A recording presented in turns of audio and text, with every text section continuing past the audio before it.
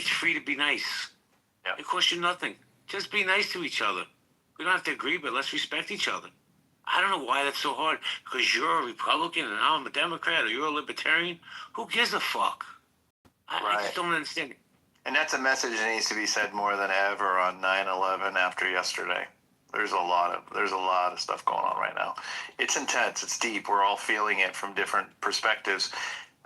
But we're all feeling the same thing. We're feeling the same thing from different directions. And we need to realize that we have more in common. His arms. He lifted 2 buckets filled with 55 pounds of water each. Now he had to pass through a narrow and sloping alley. He had to reach the top of the mountain and pour the water into the valley, but the condition was that his arms must remain open and his balance must not...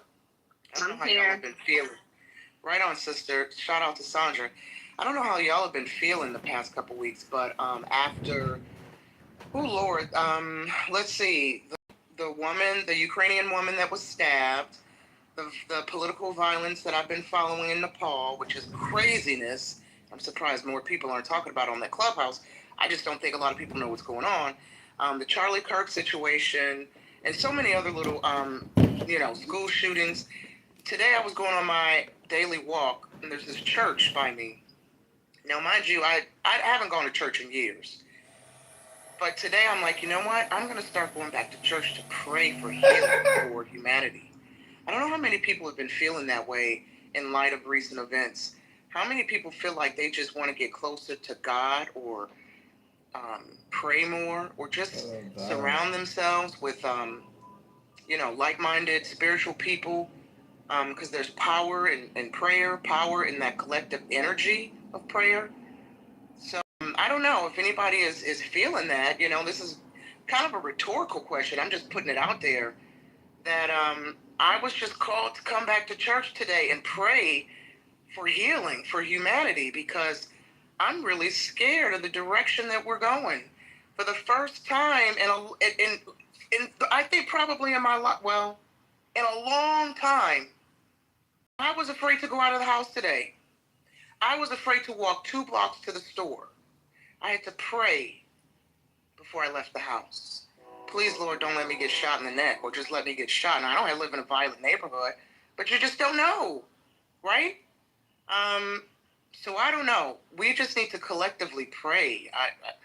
I don't know. There's more of a statement than a question, ladies and gentlemen. I just want. Thank you for saying that. And I have to say, I want to shout out Jarl's comment in the chat, which was, let's all pray to Grok, because that's a whole other issue. I thought that was... How you doing, Sandra? I'm well, JB. I was wondering where you were. I've been looking for you the last few days. I'm glad. I was on vacation. Oh, good for you. Good for you. I'm glad to see you. I'm glad to see you. The mic is yours, ma'am. It is a little scary. It is a little scary. And I do still pray. And I have been praying.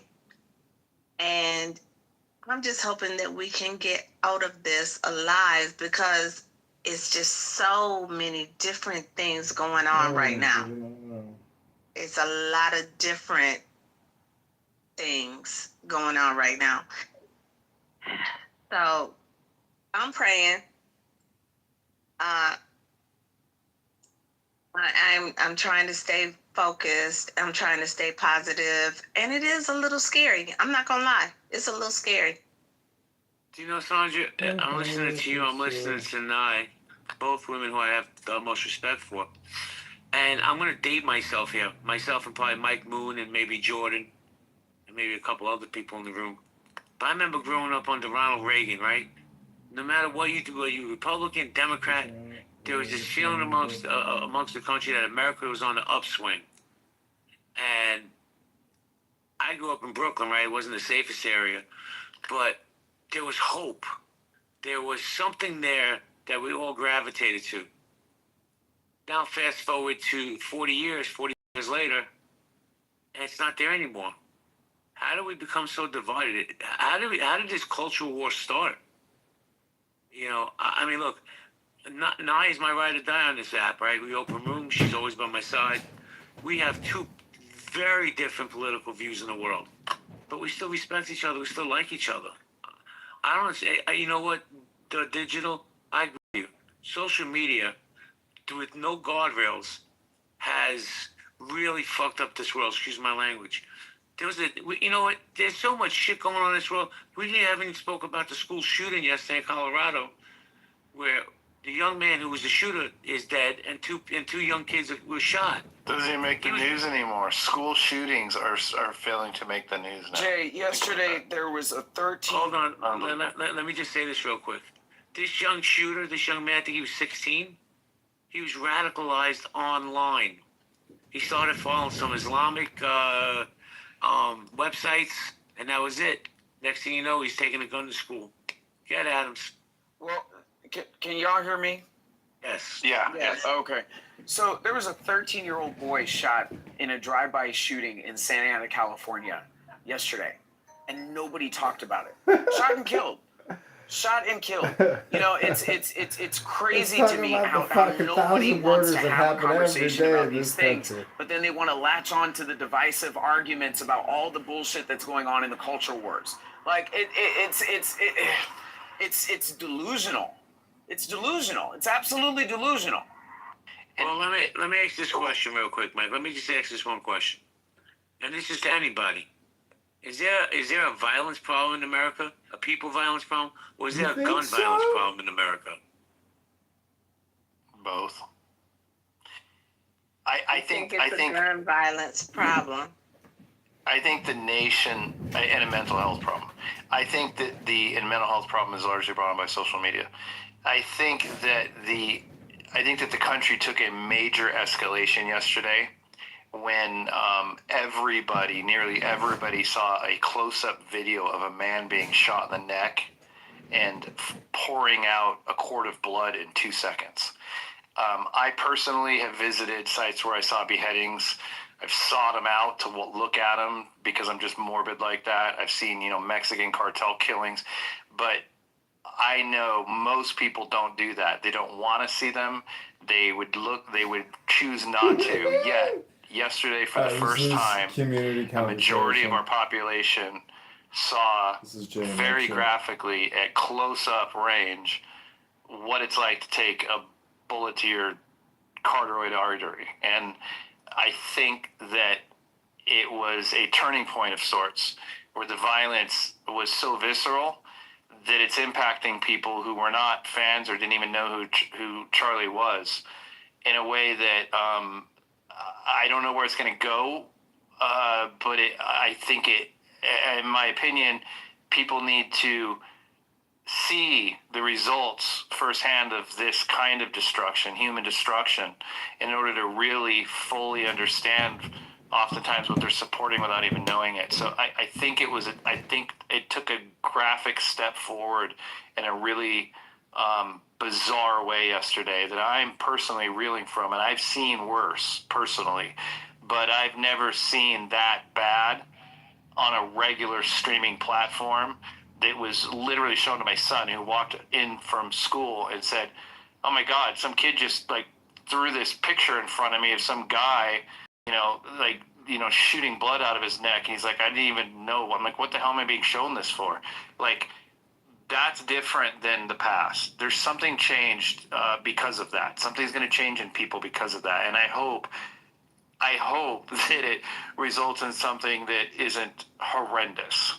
And hopefully the opposite for some reason, maybe to give a little bit of a shit more about humanity. I don't know, but I'm just saying it was a big deal. Thank you, Mike. Let me say hello to Protagonist. Protagonist, how you doing? What's going on, JP? You're very low, my friend. Can you turn up your mic? So turn it up. Yeah, you're very low. I can barely hear you. That's better? Say again? I said, is that better? Can you hear me now? Yeah, yes, sir. Okay. Yeah, so to answer your question, I feel like it's a people's problem more than it's a gun problem. And, it's pretty evident when you see how many people, out there that's heartless and literally have no soul. I don't care what side of the aisle you're on. I don't care what ideology you have, what you believe in, right? To see a man sitting live on the stream in front of his wife and his kids get shot in the neck in front of everybody to see that and come on social media and start celebrating his death, like, is there some really sick people out there, right? And we can't just blame it on guns, like, because we're seeing it in the aftermath, right? After the death, the guns ain't doing it. The guns ain't getting on Instagram and Facebook Live with their phones and talking about, you know, celebrating a man's death because he didn't believe, you know, or he spoke against a man wanting to transition into a woman. Like, yeah, you can do that, but like that doesn't make you a woman, right? For him standing on, you know, Jesus Christ and God first and love and, you know, being a good overall human being and being a good person, like that's the type of messages like he was pushing, right? To have somebody get killed for speaking the truth is I wouldn't say an eye opener, because we all know we have assassinations of, you know, JFK for, you know, speaking some truths and going against the grain with the system. We have Martin Luther King, we have Malcolm X. Like we've seen it over the course of history where when someone have an impact and influence on people and can galvanize the American people or perhaps change their mind, get them thinking outside the box, they assassinate those people. It's just that we heard about stories of that. We didn't actually see it. This is the first time, like, for us to actually see it, right? Not just hear about it, but, and that's what makes it even more, like, real, because it's like, yo, like, and this is why everybody is, like, where they at and viewing the world different, and some people are, like, probably reluctant at this point in time to even, you know, speak and say certain things. I think that was done on purpose to inject fear into the world, to have people who speak the truth or go against the system to fall back into their shell and not be vocal. I think that was a message. So one of the things he said, and I may lose my battery, is that he would not get on a plane with a black pilot. In 2025, that kind of intolerance is probably going to provoke someone out there among the 330 million people in America. So it was intolerance that he was perpetuating in tropes. That wasn't even the worst of it. Hold on. Respectfully, context means everything, right? So I don't like the fact. I don't like bashing people in their death. Slippers, relax. This is what I'm saying, like, because I heard a lot of people say that, right? He said the comment about him with the black pilot, right? And y'all never put it out. Y'all never put the context out there. He was asked a question, right? And it was based off of a ruling that came down in the judicial system about DEI, and it was a suit against a company, you know, for practicing or not practicing, whatever the case may be. And he spoke about how the airline said that they was going to increase. It was only 3 or 4% of the pilots were black, and they wanted to increase that to 50%. This was their goal, to have 50% of pilots black.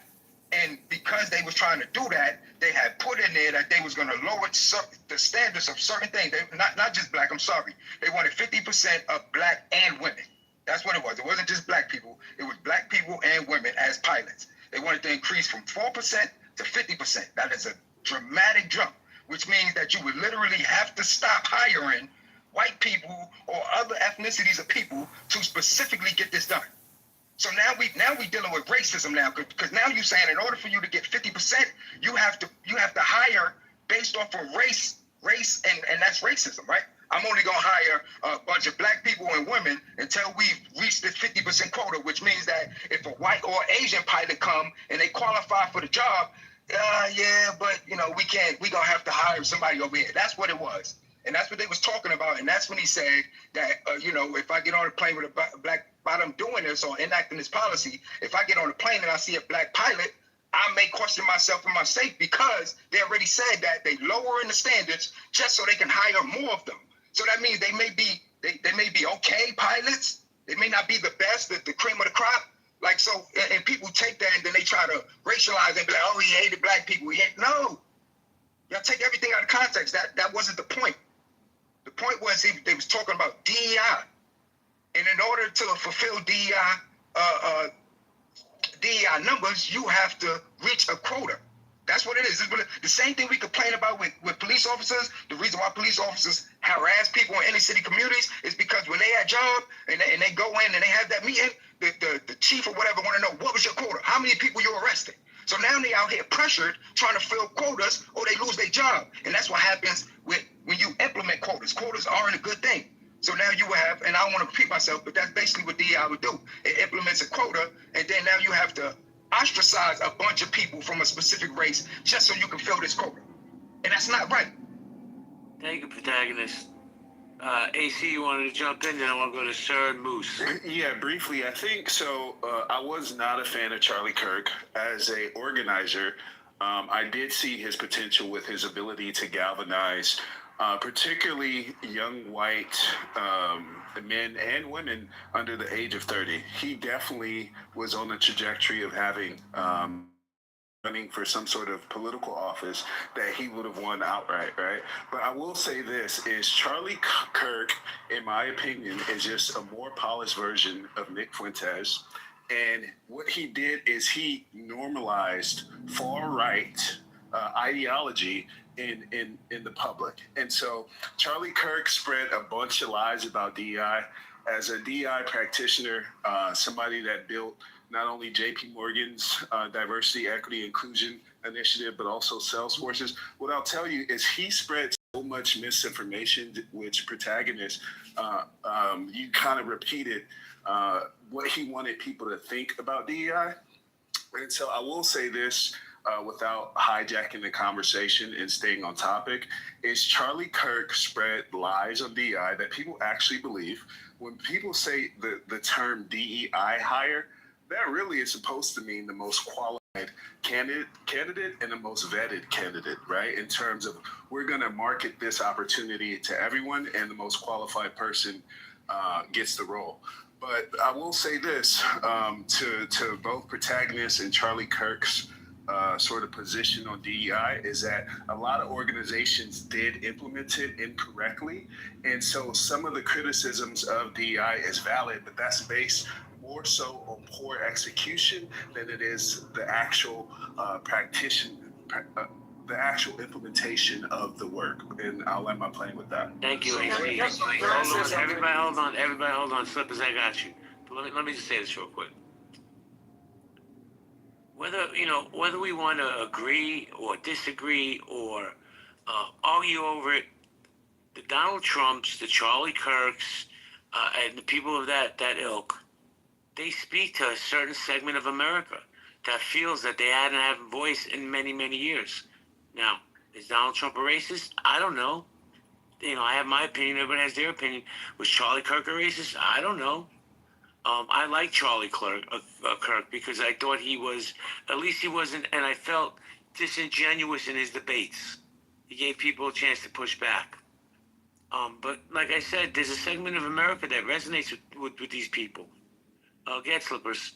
So I really wish that people, in kind of breaking down the main rhetoric that was behind the platform that Charlie Kirk had, DEI was just a small part of that. I'm talking about the dehumanization that came behind him discussing the death of Black people in, modern times in America, especially during 2020. So, I mean, to me, it's very strange to me, and I'm not trying to offend anybody in this room, but it's very strange to me that a lot of conservative white people on this app wanted to run up into Black spaces and browbeat Black people for not holding what they felt was a certain acceptable form of empathy. So I'm going to go back to where this man developed a platform in doing nothing more than complaining, to be very honest with you. Didn't run for public office, never held any type of professional credential or any sort of position outside of just complaining on the internet. Okay, completely disrupted the grieving process of many Black families in America by attaching his demonizing statements and bashing people after their death. So again, I go back to the point that I initially made, that I do not believe that what happened to him was okay. But I'm explaining to you why there's a certain ilk of Black America that, quite frankly, isn't necessarily not empathetic, but more indifferent, given his vicious attacks against people and bashing them after their death. Thank you, Adams. Moose, you want to chime in on this? Moose, are you there? Jersey Moose. All right, let me go to Sir. Mr. Skilled Tradesman, how you doing? What's up, JB? What's up, everyone? You want to chime in? No, I'm just listening, bro. I'm just listening in. But what's up? I know that voice. It's my man, the librarian. You changed your name. Librarian, yeah. Why'd you change your name for? That was like your trademark, dude. Don't just go being crazy and just invite a bunch of people. Say again, Bella? Did y'all just go ping crazy and invite a bunch of people? Did we go crazy? Just ping crazy, like go ping crazy, like ping, ping, ping, ping. I don't know most of it. Not to be rude though. Sorry, I apologize. Well, we made the room for you, Bella. We've been waiting for you to get here. You're kind of the focus of the whole thing. So thanks for showing up. Thank you, Michael. I appreciate it. You know, JB, I would say that this incident yesterday on the college campus with this murder, it goes to say that you should be mindful of what come out your mouth, because everything that he have said, he have openly lived, including his murder. I hate to say it that way. He believed in public executions. His execution was public. I apologize for being so cruel, but it's the reality in which we live in. Where you say he believed in public execution? You said that. You need to do your research on them. No, I don't need to do no research. This is what I hate. Y'all come up here, y'all make claims, and if you know it, then substantiate your claim. What did he say? Hold on. First of all, you didn't ask me what did he say. What I said was, if you want to know exactly what he said, word for word, go and you can research the man. You can type in his name, and you know it's gonna come out. I watched a lot of his videos. I've never heard. That's why I'm asking you. I'm not asking you that as if I don't know who he is or I never heard his material. I know the exact quote that you're talking about. That's why I said, where did he say that he was okay with public execution? He never stated that. Not one time. You sure? So you just came up here and lied. I'm positive. I'm 1,000% positive. If I play the clip, you'll shut up? Oh, yeah. Play the clip. Protagonist on this one. Play the clip. He explained that he believed in public execution for those who commit horrible crimes as a deterrent. So do I agree with it.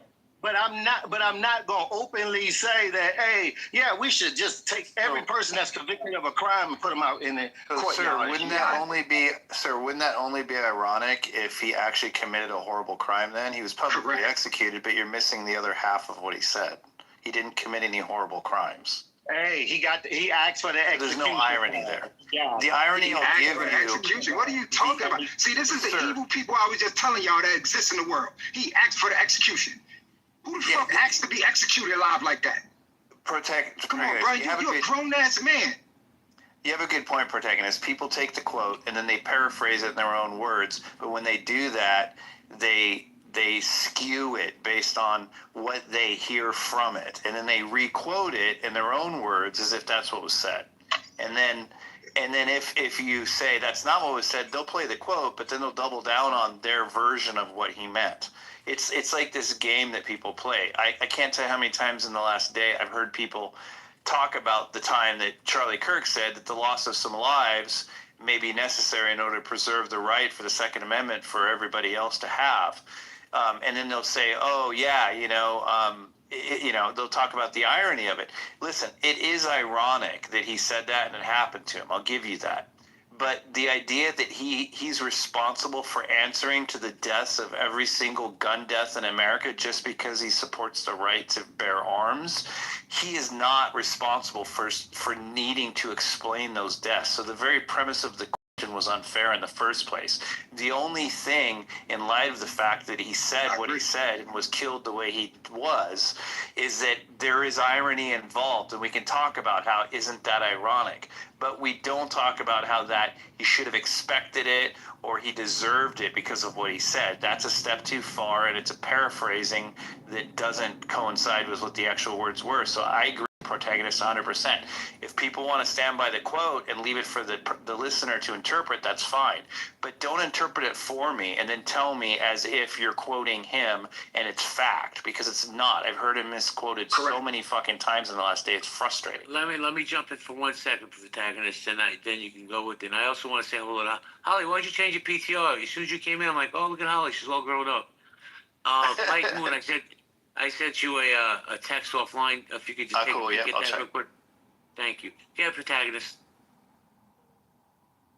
Yeah, no, I just was challenging him on his position because like that's what a lot of people do, right? And for those that don't know Charlie Kirk or didn't listen to him, like, and they just found out about him because of what happened, like they're listening and they hear people come up there and say that, and then they're like, oh, he said that, and you know, now you're skewing people's perspectives when that's not what was said. That's not the context, you know. And then to say that he asked for his execution, like, come on, bro, you're a grown ass man. Like you out here, you acting like very emotional and irrational by making a statement like that. Nobody asked to be executed. Yeah, but let me ask you a question, Protagonist. So I really didn't have that. Yeah. Let me just ask you this question. Yeah. This might be a polarizing question, people. First of all, Protagonist, please cash in your pink ticket. But let me ask you this question, bro. Do you feel that? Why does everything have to come down to race in America? Because it always seems like. I think it's big business, man. It's a money grabber, and they want to keep pushing it because a lot of activists make money off of it. If you know, I'm not one that's. I know racism exists, but I'm not one that's big on pushing the whole race thing. Like everything isn't about race. It's not. Like I would align with people more if they wanted to make the argument that it's about class, right? Because that's what it really boils down to. Like that, like if you poor and you white and you poor and you black and you poor and you Asian, like they don't give a fuck about nobody poor more than other, right? So we want to talk about how impoverished communities, you know, like from all ethnicities, you know, have issues. I'm with that argument, but like just this whole race thing, like we got to get past that. That's the divide and conquer. That's what they've been using the whole time to keep us divided. And if we learn from history, we would see. Everybody that was on that tip wound up changing their mind. That's why you had the Rainbow Coalition with Fred Hampton and them. That's when Malcolm X came back from Mecca. He had a whole new perspective. He wasn't on that old white people bad shit. Like you've seen it over and over again with coalitions of the poor people coming together to change their predicament because we had more in common than we had, you know, differences. But yeah, that's all I got to say. Yeah, thank you, Protagonist. You had some really good shares. I think everything trickles down to race in America is because race, I mean, America is the first and only race-based empire in recorded human history. Like there has been other countries that have used something similar to race, like for example, India, the caste system, South Africa with their kind of race-based system, but they've never become world powers or empires. So in recorded human history, there has never been a race-based empire outside of America. Every other empire never went by race. And I think because that was the inception of America, that everything boils down back to it. And I don't know how we're going to be able to pivot outside of that.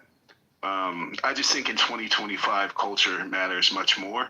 But since it's America, everything goes back down to race.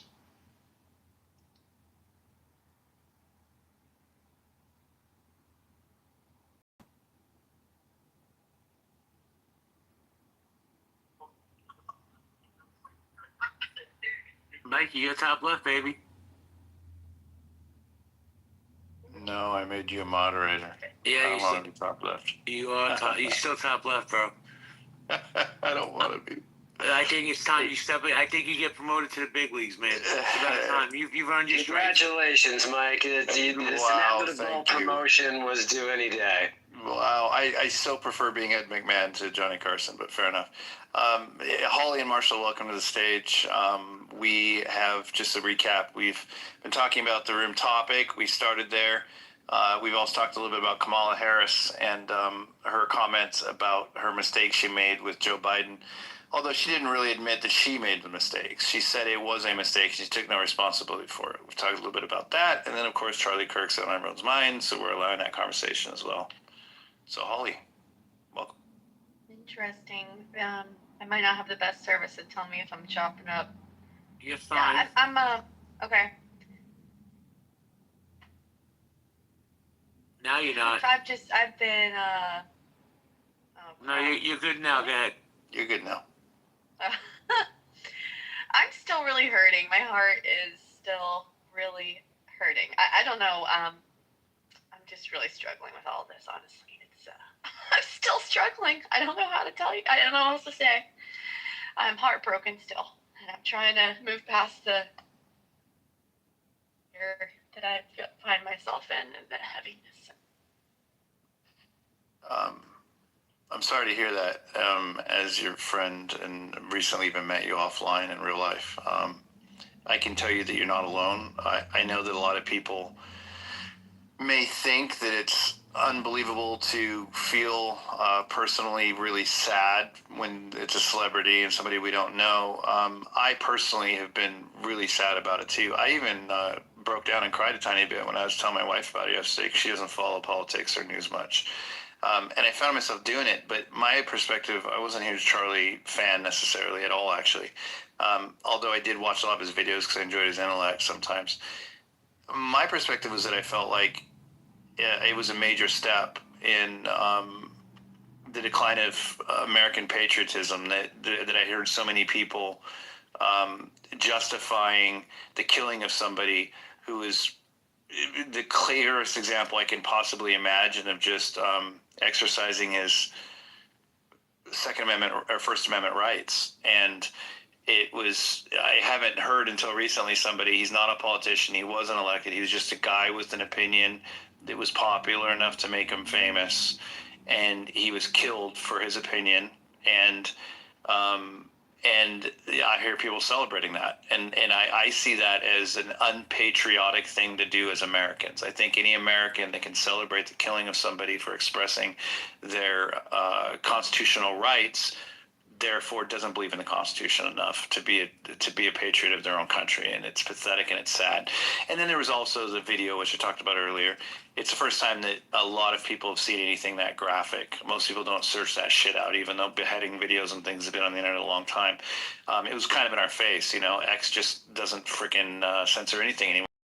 I think a lot of people saw a quart of blood shoot out somebody's neck for the first time in their life. I think it's impactful. I think it hit a lot of people really hard, and it hadn't, for a lot of people, had nothing to do with who it was.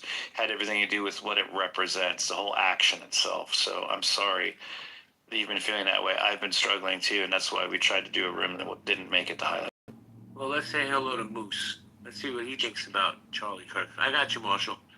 Moosey, what's up? Hey, Joe, how you doing? Good. How you doing, Marshall? I've been trying to call on Moose for 5 minutes. You don't answer me. All right, now I like Moose too. Come on, Moose. Is it a New York, Jersey thing, Moose? All right, let's go to Marshall. Marshall? So I just wanted to provide some historical context of something I looked up. AC made the claim that America is the only empire based off ethnicity or skin color is what his claim was. I looked this up.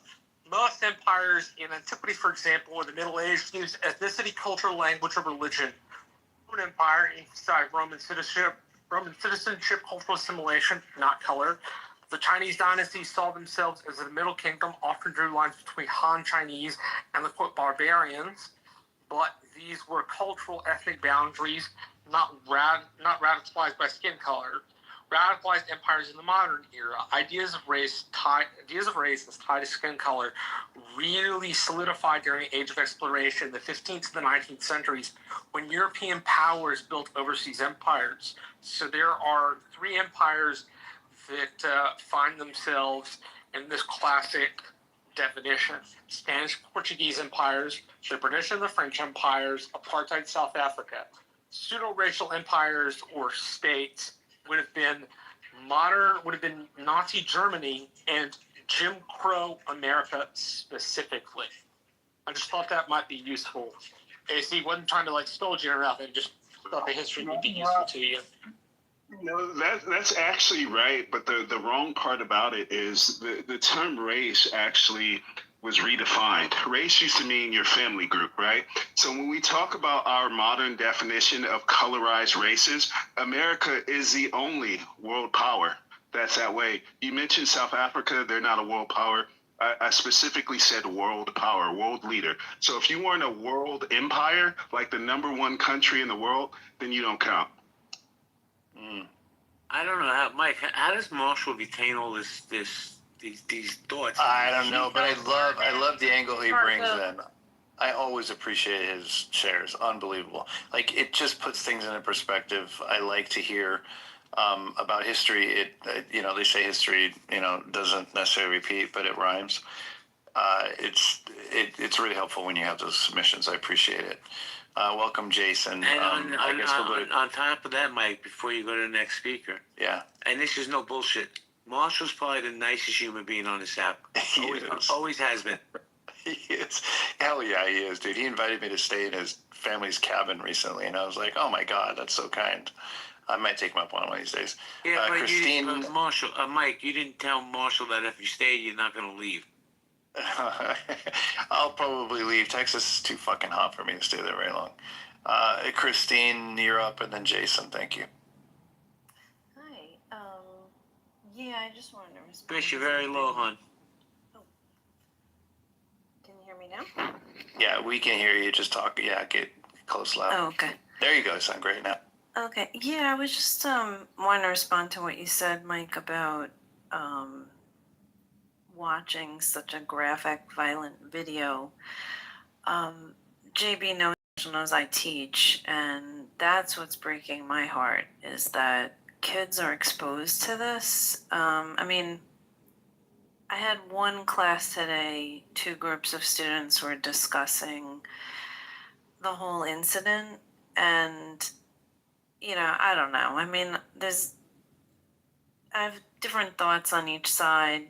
Historically, people have been exposed to violence in the past. They weren't sheltered, but we were talking about it, it's the accessibility of the news and the constant accessibility, or the constant in our face. And, I told one student, I said, unless you stop using your cell phone and any tech device, we're really never not going to be overexposed. It gives me hope that they're conscious of it, they have issues with it, but it's obviously room's not about that. Kids are exposed to a lot of really bad things via tech, so I don't know. It's just heartbreaking to me, and I knew that they're going to be able to watch it, but I didn't know if they'd discuss it, and they did, and they pretty much confirmed. On a side note, I did give a disclaimer to the class that I don't mind them discussing some issues, but be aware of other people in the room, and because we're on computers, I said absolutely no videos, because I'm afraid, and I've had this before years ago, that students have watched something on a computer that was inappropriate like that in a. What grade do you teach, Christine? Well, I'm in high school, but that incident happened in college, because I also taught college. Okay. JB. Mike, you remember when we were kids? We got those bootleg copies of Faces of Death. Yeah. It was a big deal, though. It was shocking. Yeah, it was. Monkey. And it wasn't nearly as graphic as the shit that video shows. Even that. For one thing, some of it was fake. Some of it was real. Some of it was faked. It was hard to tell which was which. This is 100% real. This reminds me a little bit of a turning point that I remember specifically, among children at least, when Bill Clinton brought the conversation about what blowjobs are to the youth of America almost overnight. It was something that strangely was not really understood or talked about prior to him. And then after his trial, it was common conversation among kids Everybody knew what a blowjob was. Everybody learned what it was, regardless how old they were. It kind of reminds me of that. Is like, I remember that as a distinctive turning point. That like, okay, their innocence is forever lost in this one capacity. Of course, then, porn became ubiquitous and available, accidentally via the computer that everybody had in their pocket. That was another step. This is a step of violence that I think kind of fits in the same category. Well, can I just say two things? Yeah, as you were talking, I was thinking, and I looked at this site once years ago when the internet came out, rotten.com. Yeah. And I almost threw up, and I was like, I don't need to see this. I don't even know if it was real, but if it was real. It was real. Oh my God, it was like someone's head blown off. But on a side note, to what you said, absolutely. And I'm also a parent, even though the kids are much older now, but rainbow parties. And the rainbow thing was, I believe, post-Clinton. And if you don't know what that is, just look it up. There was skepticism in the middle school age that was real, or was it like some kind of manufactured fear thing for parents and kids? But yeah, it was post-Clinton. Like, I think like you have, and I don't want to know what the repercussions like similar to this would be, but you have like timelines, like jumps in time where something gets into the consciousness of society, and then it morphs, I think, or influences into, or manifests, I guess is the right word, in other ways later. It creates a permanent desensitization, right? Jason, you're up, and then MOG. Thank you for that, Christine. Well, Jason goes, let me just say this real quick, then I'll hand it to Jason. Here's my opinion what's wrong with society. The two major problems. There's no guardrails at all on any social media, right? There's none. Kids look at the kid that shot 2 other kids in Colorado yesterday. He was radicalized online. That's one thing. And the second thing is the availability of porn. Porn is everywhere, and it's ruining these young kids, their minds, and I totally believe that. Jason, thank you for your patience, sir. The mic is yours. Well, yeah, I guess I don't have much to say that's not been already said. Cash in your pink ticket. Here. Jason, you don't seem like a deeply emotional person, although I'm not saying you aren't. How did yesterday affect you, or did it much? Oh, yeah, I was chagrined. I was really, I guess surprised by that. It was kind of I don't know what to say, disappointed, saddened. Yeah. Were you disappointed in our country, or people, or what most? It's like the times, right? Like, how did we get here? I've not watched very much of Charlie Kirk's content, and a lot of the time I've been like, there's a better way to say what he's saying. If there's when I think there's something good that he's saying, I don't find myself agreeing with him very much or supporting him, but at least he's out there trying to talk to people, right? And then for him to get killed like this, that's just, it's kind of unbelievable. It's like, I don't know. It's like they picked low-hanging fruit. They're like, well, if we try to kill Trump, it doesn't work. Okay. So I guess I can't, the lone wolf or whatever. Okay. He's not going to try to go for a political figure. He'll go for a somewhat a minor celebrity. That guy's not going to have very much, security or anything. So he'll kill that guy. And it's like not even, at that point, it's kind of like, I don't know. I love the way you think. It's really pragmatic and really common sense, and you always bring an extra component to something I'm not thinking about, like the simplicity of going after the soft target, in retrospect, and after the fact of missing Trump, and possibly it's the same sort of motives, but just a softer target. It's something I never really thought about, and it just makes a lot of sense. I appreciate that. Well, Mike, let me say this. I don't know if people are aware that Charlie Kirk a couple of weeks ago met with a security agency, and they highly recommended that he put up bullet resistant glass around whatever speech he's going to give.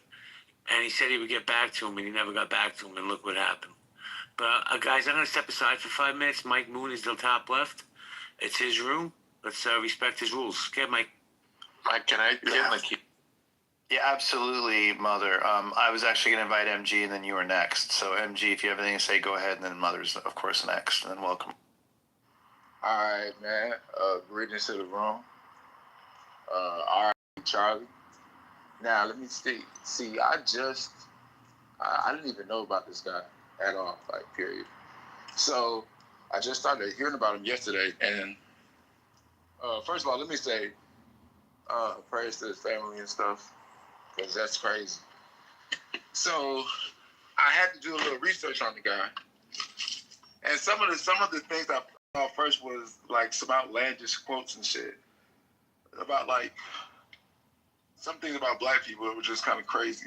But I also saw some things that I agree with as well. So, you know, but I was criticizing people. I was like, I don't understand why you all are happy. I don't care what stupid opinion somebody has. Why are y'all happy somebody got shot in the neck in 4K? Like, you know, it's a disgusting time in American society when people are happy because of somebody with their different opinions that you don't agree with. They can't stop you if you have any willpower. They can't, like, why would you celebrate them getting shot in the neck in 4K? See, there's a couple elements around this. You saw the guy get shot, okay, and the way the bullet entered the man's body was crazy. And his children are going to have to grow up, and they're going to have to see that one day. That day, their lives will be ruined forever. And it's crazy that I see women celebrating this shit, and these leftist crazy heads. That's why they lost this election, because they're possessed by the goddamn devil. Like, what the fuck is wrong with y'all? So I'm like, bro, you know. Now, I just want, you know, I was gonna get on the white people, man, but I've given y'all enough. All right, I'll jump. Mike, can I jump in? Wait, yeah, you can, but hold on. Mother comes up after MG, and then I can throw you in next. MOG, I appreciate the share, and I appreciate your resistance to chastising white people for the time being. I'm not gonna do it. I'm not going to do it. Y'all do a lot right now. Hey, what you're saying puts you as an outsider among your own people as well, right? You're being logical about it. You understand this guy wasn't perfect, but you also find disgust in it.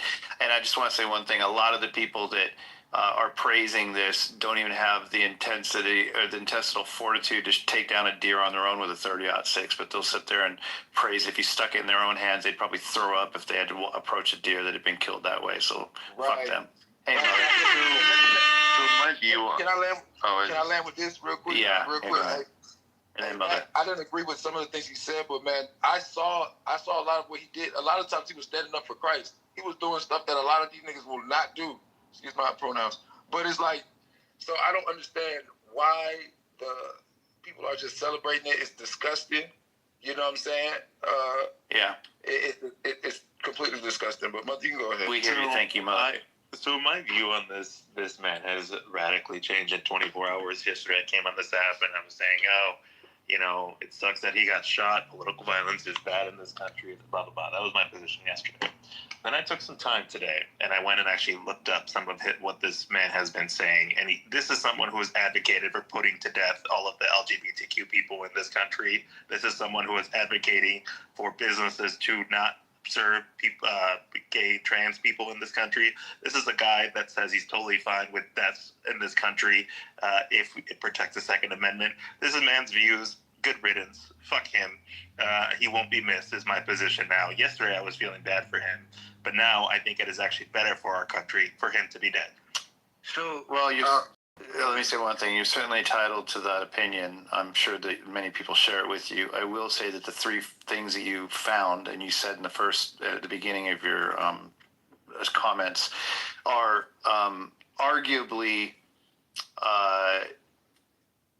interpretable differently when put into context and read through different lens. So what you're giving us is a paraphrase of 3 things that he supposedly said based on how you heard them. But short of listening to them, interpreting them for ourselves, what you're saying is easily just as inaccurate as inaccurate. There's much more to some of the things you've mentioned that I'm well aware of than how you put them. So when you overly simplify like that, it does a disservice to the people in the room that aren't familiar with the exact quotes you're talking about. So this process right here, where you twist what I'm. So first of all, did you want me to pull up the quote and read verbatim what he said and then do a dialogue? I think. Hang on, Mother. I think it'd be helpful. Their own research. This man is a piece of shit, and is it what I'm consolidating? Again, I heard you and I respected is exactly what his statement is. So stop trying to make this man a state. He's a perfect. So why don't you put in a link to all 3 of the points that you made, things you said relative to those points. Research.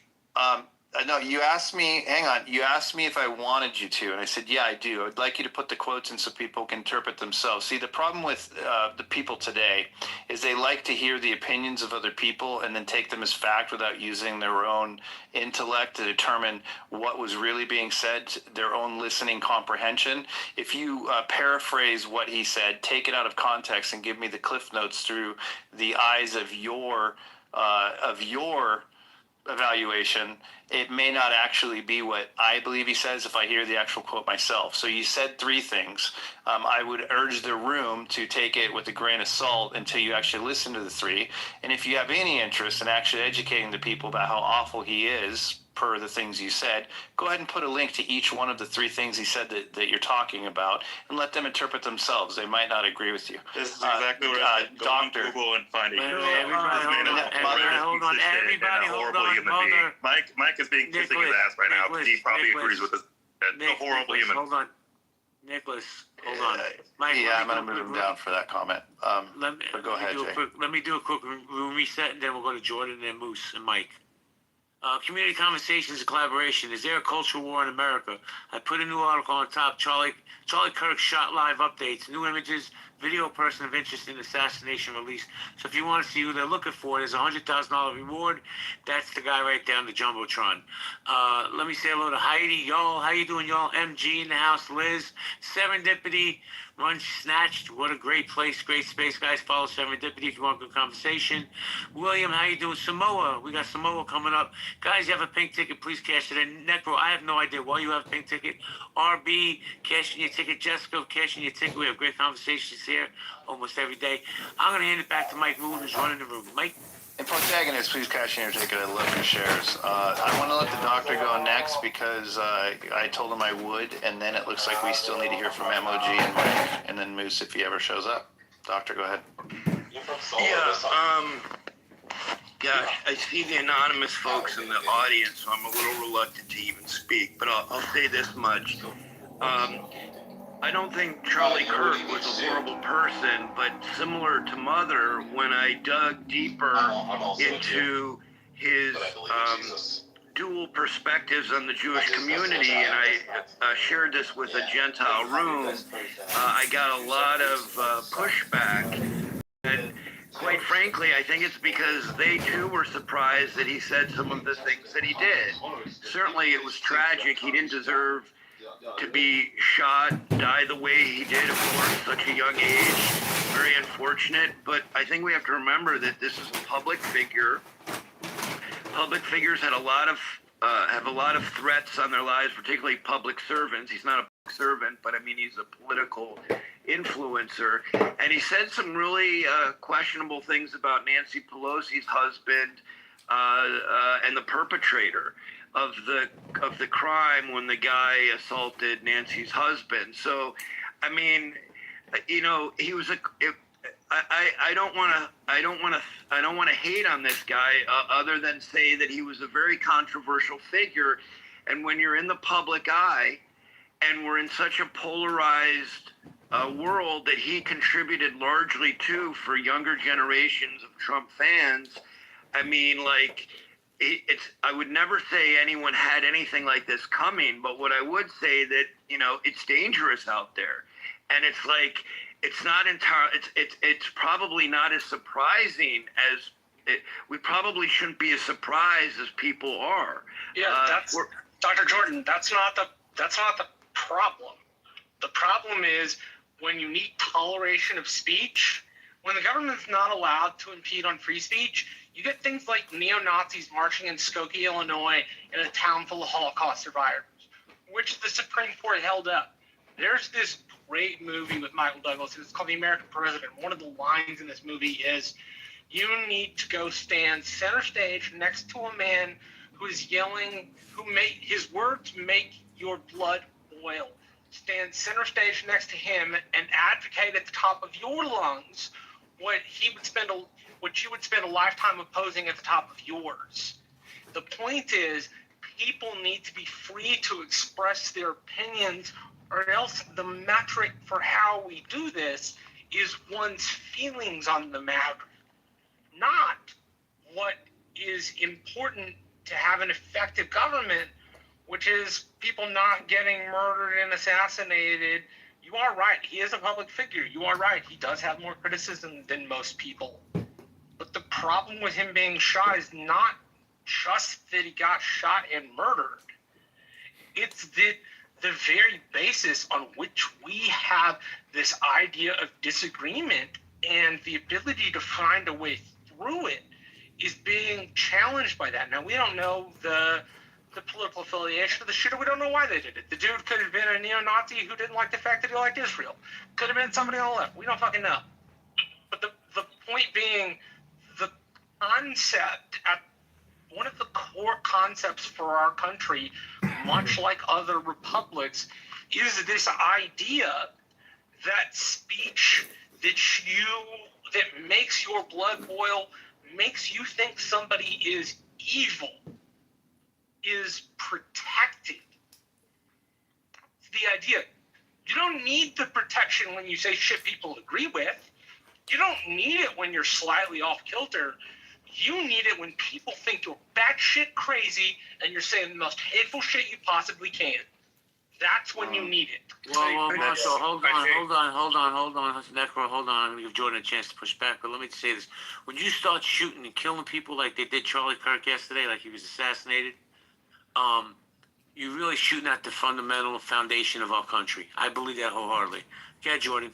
Yeah, so people who are saying, or people who know that what they say may be received as controversial, choose, I'm not faulting this guy, but they choose to protect themselves with security personnel, right? Like there are, and I'm not saying that someone can circumvent security, but there's so many things that didn't go right here. For example, and this applies to everyone, not just Charlie Kirk, as unfortunate as the loss of his life is.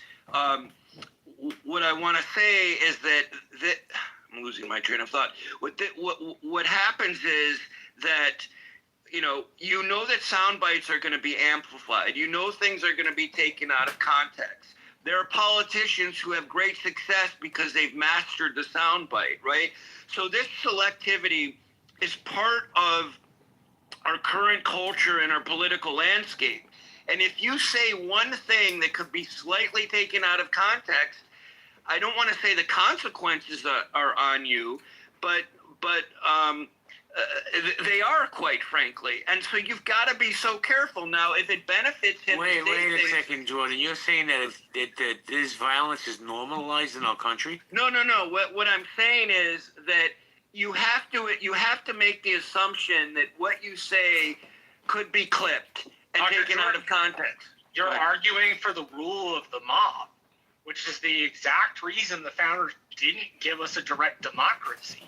That's not ruled by law. That's not ruled by constitution. That's ruled by whatever airy-fairy thing the entire public thinks.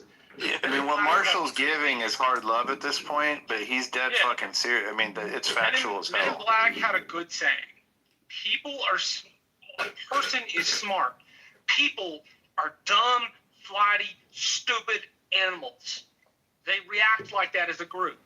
So if we are to let rights be defined by the mob, then our rights will flip with the flip of a coin.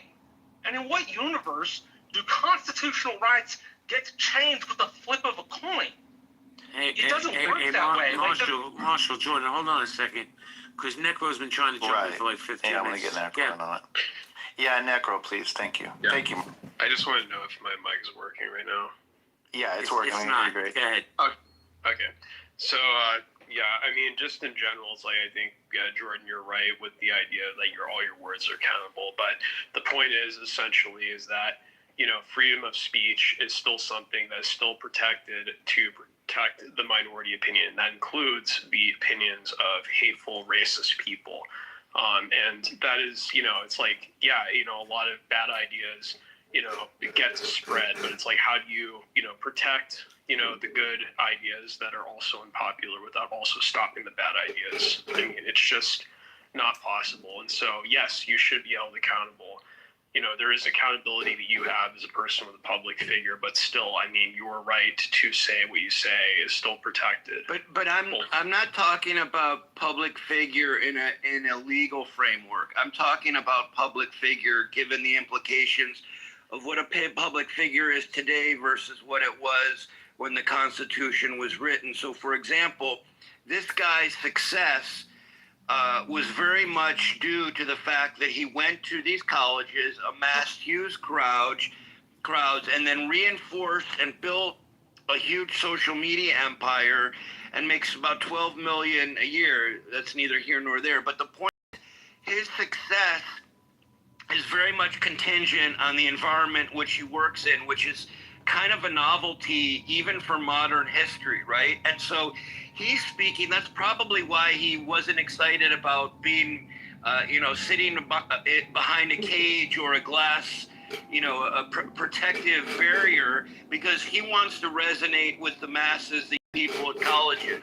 So he's in kind of a unique situation. And so if he's willing, it's almost like we're careful and cautious of how we sometimes monitor ourselves on Clubhouse. Many people use pseudonyms, right? Because you're aware of, outside of a legal framework, you're aware of the consequences given the landscape, the social audio landscape. He was a public figure who said some pretty controversial things, even among groups that were unified, and he was very divisive. And so he didn't deserve any of what came his way, but you can't entirely be surprised. Now, I'm talking outside of a constitutional and legal framework, just from, and I don't have a whole lot of common sense, but the common sense that I do have, I'm applying to this situation where I would be very cautious saying some of those things, knowing that they could be selectively rebranded for the internet, and they could be amplified in spaces like the one that he unfortunately met his demise. Oh, hold on a second, guys. Guys, hold on a second. Mike, I have to step away. No, I have to step away for 5 minutes. You guys got it? Mike and Yeah, we got it. Thank you. Yep. I'll be back. I just want to say one thing to that, Doctor, which is that, again, I mean, it's a little bit of what Marshall was getting at, but these are the cases that test the importance of our constitutional rights the most. And because of that, the risk that he takes, although you might think that it was a bad idea and that it's dangerous and that it doesn't make a lot of sense, one could argue that he's acting sort of like a patriot of the Constitution by pushing the limits of those rights. Regardless of that, he's not the only one that speaks out in a manner that is inflammatory, that has a lot of followers. It doesn't justify him being killed. It certainly doesn't. It doesn't really justify him expecting to be killed or shot at. What it does is it provides an example of how little many Americans feel about the importance of their constitutional rights. If they're willing to think that this man doesn't deserve his, then they're certainly willing to give up their own. And I really think that's what he represents. In some ways, whether or not you agree at all with what he says, even if you hate his political takes on things, he is a patriot. At this point, he died a patriot of the First Amendment. And he's not the only one who will. But I'm really tired of hearing he didn't deserve to die, but it's getting tiresome. I'd like to hear he didn't deserve to die and if your only take is he didn't deserve to die and it was dangerous what he was doing because it's inflammatory, then I would fully agree with you. Necro, do you have anything to add to that? A follow-up? Yeah, can I ask you a question? In a second, Slippers. I want to give Necro, right after Necro. Necro, do you have anything to say since he was talking to you? And you're next, Slippers.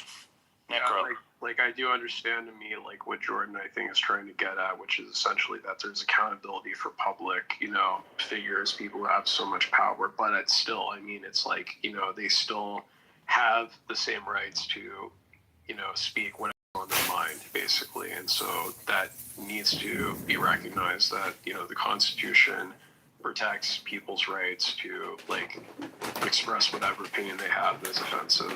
Right, and it's more important than ever, mind you. I've been spending time in rooms with people from London, and I've been hearing about what it's like over there. These people in London, I said earlier in this room, they are unwilling to say what they think about the horrible things that are occurring over there because they're afraid of getting arrested by talking about it in Clubhouse. 5 years ago, the only time I ever heard anybody express that fear was a young girl in Saudi Arabia who got on here and was talking about the lack of women's rights. We're getting it in London now among people that are native English people. So make no mistake, what Charlie Kirk defended is something that America, if we lose it, we will deeply regret it. England can only wish they had it. Right now, they would give anything to have that. It's too late. They can't have it. We were blessed to have it in the first place. Do not forget that sacrifice, regardless of who he was, what he said that you hated, that sacrifice puts him in a level where he is defending something that you're very lucky to have. We're all very lucky to have it. I don't want that perspective to get lost. Slippers, go ahead. I completely agree. You can. And then it's Mike, because I hadn't heard from him. Go ahead, Slippers. Yeah, so I completely agree with you, 100%. But here is where I have a point of contention. We are discussing, I really wish that the outcry for people to hold a greater sense of empathy was consistent when the comments were made about Trayvon Martin, the comments were made about Michael Brown, the comments were made about Breonna Taylor, the comments were made about George Floyd, the comments were made about countless other Black people, okay, that for some reason, the reality of these said Black people were more of content as opposed to a recognition to a lot of those families' grieving process and to the overall narrative of their underlying legacy. So I'm not saying that people are right for celebrating. I think that is absolutely disgusting. But in defense of people who remain indifferent, I can understand where a lot of Black people are not pushing people out the way and, showing up to the Dollar Tree to buy a candle to go and attend a vigil. And that just simply is the reality. So, I mean, I'm sorry that we all come to an impasse in people not having the ability to see it from that perspective and to be consistent in understanding and respecting people's opinion and their free speech behind even those that are celebrating. We're mourning a person because I am mourning this man as an American that was fallen, over something that was senseless. Do I believe that it was antagonized? Absolutely, and that's where we disagree. But at the end of the day, I just don't feel like we're being consistent here. Okay, the man was fallen because of what people feel was attack against his free speech. Yet I'm seeing, Scott Pressler and a lot of far-right conservative people that are doxing people on Twitter and other social media spaces because they feel that them as the arbiters of morality have not met a moment. So let's cancel them. This is the most ridiculous fraud and so disingenuous it's not even funny. I have a question for you. Go ahead, JB. Yeah. I have a question for you at 9, and I'll hand it back over to you. Sure. Do you feel that we as Americans are starting to get anger fatigue? Like we're just tired of being angry. We're tired of all the fucking trash we see in our algorithms. Am I mistaken, or is it just me? Yeah, well, this week this week has done a doozy. I would say generally yes, and I would say this week absolutely yes. Nye, you can respond to that, and then I have something to say. Well, put me in the queue, please. No problem. Absolutely, Emoji. This week was exhausting emotionally, and yesterday I was pretty riled up. First, before I answer, let me just say, when I came in your space yesterday, I was so riled up after this man's death and so sad that I said, I'm radicalized, I hate the left. I didn't, I was angry. I want to publicly state on this platform, I don't feel that way. I don't hate the left. I haven't been radicalized. I was really in my emotions yesterday when I said that, and I want to say today, in hindsight, after I've had a chance to calm down, I didn't mean any of that part. With that said, JB, I'm overall not angry because these politicians, while they are divisive, whether it's the right or the left, and they say things that will get us passionate because as individuals and as voters, we feel a certain way about certain topics, but angry, I don't have anger fatigue because these people don't keep me angry 24/7. I'm just not angry. Because I understand what the play is. The play is to use race and gender to divide us and distract us. And once you understand the play and start paying attention to the play, you become more politically savvy and less angry. You know what the next move is and you prepare. And if you're prepared, mentally, physically, and spiritually, you're not angry. You just know how to respond and kind of defend and protect yourself, and you know how to stand on your moral code. So no, I'm not angry, and I don't have anger fatigue. What I do have is fatigue over people being played. Americans still don't understand that we're being played, and we fall for the okie doke. Guys, Jordan, hold on 1 second, because I definitely have to shout out. We have two old school OGs from back in the day in Clubhouse in the room right now. We got Jimmy White, Jay Blanco. Haven't seen this dude in forever. Him and his brother Freddie ran some of the coolest, funniest spaces on this app. We got John the Bomb. Man, I haven't seen John the Bomb in forever. So I just want to say hello to those two. Back to you. I love Jay Blanco. What's up, Jay Blanco? I haven't seen you in ages. Thanks for stopping by the room. Nah, the only thing I'll say to what you said is we could all be so lucky as for most people in America to have your emotional intelligence and your intellect in general to understand what you're feeling and to want better for yourself and to provide a good example. I'm going to let MOG make his comment, and then I got one thing to say, so please go ahead, MOG.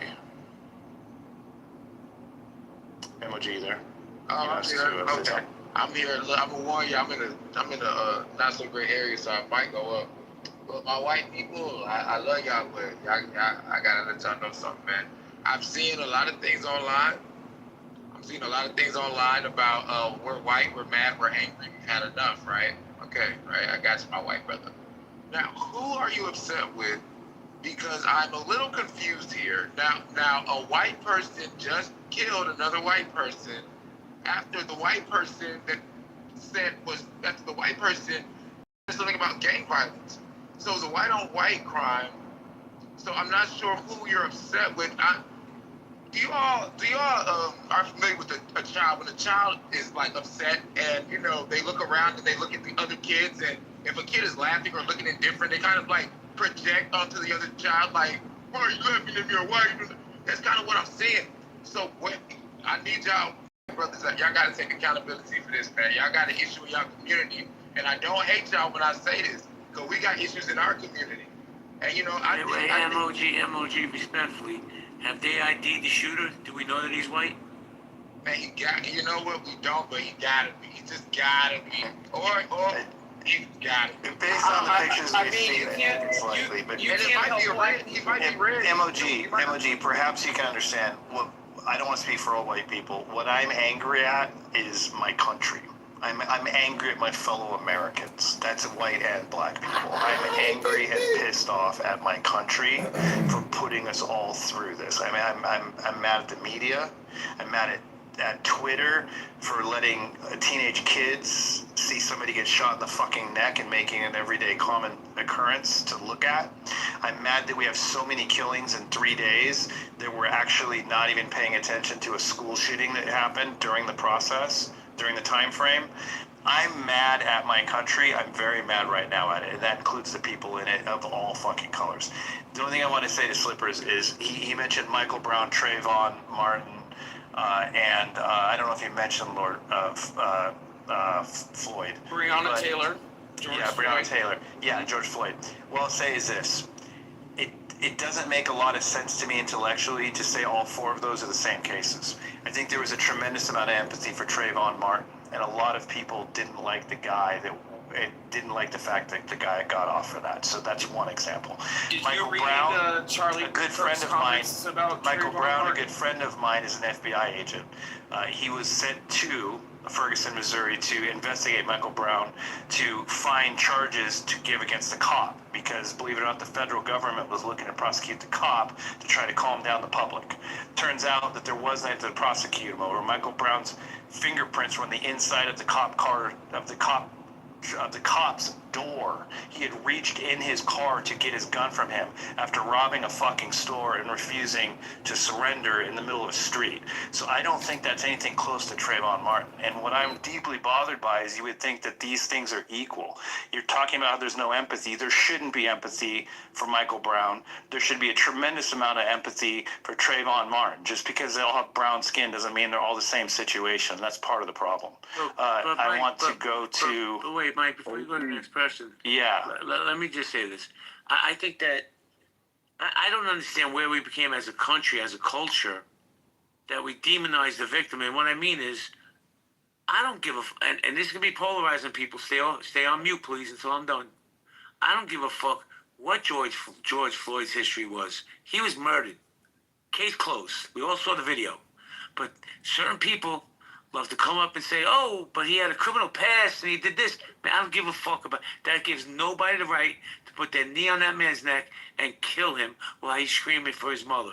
Sorry, that's murder, Mike. I agree with you. I didn't say my take on him. I agree with you on him. So what about Breonna Taylor? What about Breonna? What about Breonna Taylor? Kirk decided to die for the way he acted and the things he said. Then Michael Brown also deserved to die for reaching into a fucking cop car to try to take a gun from a cop. That's ridiculous. Nobody would fucking do that. So what about Breonna Taylor? Breonna Taylor did not deserve to die. Okay, then. So again, I mean, we're talking about. You said 4 people. No, I didn't give you 4. I did not give you 4. I gave you 6. So again, at the end of the day, okay, this man has been proven to be demonizing people after their death, following circumstances that you don't agree with, that even they should have died in. Yeah, I mean, it's not that you're completely wrong. I just don't. I just want consistency. I understand, I do too. And Trayvon Martin is not. I do too. And Trayvon Martin is not consistent with the same. With Michael Brown, they're vastly different circumstances. One person definitely deserved to die more than the other person, 1,000%. So I don't think it's consistent either to name 6 people when one of them is Trayvon Martin and the other one another one is Michael Brown. They're just not simply the same issues. Mike, are you up? You've been there a long time. I thank you for your patience. If you have anything to say, I don't know if you do. If not, then Taco, you're next, and then Dope. What about AC? Yeah. And then Mother. Oh, who did I miss? AC. Oh, AC. Oh, AC up there. All right, AC, let Mike talk, and then we're going to go Taco and then AC. Yeah, thanks. Well, what about Dope? What happened to Dope? Dope is next. Dope is after AC. AC, keep it short. Thanks. Okay, Mike. Yeah, thanks. Sorry, I've been listening for a while. I had a few points to make. Sorry, so bear with me. One, because I was listening from, I think it was Christine. I was talking to the teacher. She made some good points, and I kind of like aligned with her and MOG in the way where Christine was talking about how, the phones, social media, those kinds of things all playing a role into what's happening today, I think, in forming, the minds of the youth and just people. And then, I align with MOG on, on it. I don't think it's up to any of us to judge for anyone to die. You know, and so I'm a Christian. I know that might be controversial in itself, you know, but for me, it's not up to me to judge anybody for anything they do. Like, so yesterday when this is happening to Charlie Kirk, I'm seeing all the comments about like what you guys are talking about him, you know, him praising other people's deaths, and so this is kind of wild, but I try to take it to the extreme of, okay, Adolf Hitler, is it up to me that guy dies, you know, for the things he did? No, it's not. What he did was bad, you know, but I'm not going to be the ultimate judge and have him pay for whatever he did, you know, but I'll have an opinion about it for sure, you know, and then, but ultimately what I think boils down to with all of what's happening right now is that I haven't heard much people talk about is mental health. You know, we don't know why this guy killed Charlie Kirk yet, but if it's because he didn't like what he was saying, ultimately that's mental health, that you cannot control emotions enough to just let this man speak to where you feel like you need to kill him. You know, like I think a lot of the shootings that happen, you know, mass shootings that happen is all mental health. Like no one is addressing these things, that it's mental health. Like I get people want to argue guns, but still at the root of it is mental health, really. Like, and no one is really talking about that yet. You know, the only other thing I could see happening is, you know, this is an op from, say, Israel, you know, that because he was anti-Israel and they send the agent in, which is far-fetched too. But again, I think it really, really boils down to a mental health issue right now. And just also, I want to say that I'm definitely sickened, not sickened to the point where I don't like these people, that like the other guy, Mother, was saying that he deserved it, fuck him, and all these kinds of things, you know. Like yesterday, I prayed for those people. At first, I was, you know, I was kind of sickened by it. Then I stopped and I prayed for those people. You know, I prayed for those people to soften their heart and not have such heart, because that is just gonna continue this cycle. You know, so what's to stop another guy on the street from the guy Mother saying, oh yeah, fuck him, he deserves to die. Someone that had a differing opinion from Mother coming and shooting Mother now saying you deserve to die because you said that Charlie deserved to die. We're just gonna keep going in this cycle right now, and it's just really dangerous. These comments that people are making, like I'm just hoping and praying that the world gets back and be like, yeah, you know, this guy might say something I don't agree with, and you know they might do some bad things, but at the end of the day, he's got to pay one way or another, and I'm not going to be the one to do it. Like, you know, it's going to get decided one way or another. Hey, Mike, and thank you for your patience, and I'll let you continue. But let me say this: they say that some of the evidence they've already gathered on the ammunition was pro-trans rhetoric. If it turns out that this guy is some kind of pro-trans lunatic, that's going to set this country on fire. There's going to be even more division. But please go ahead.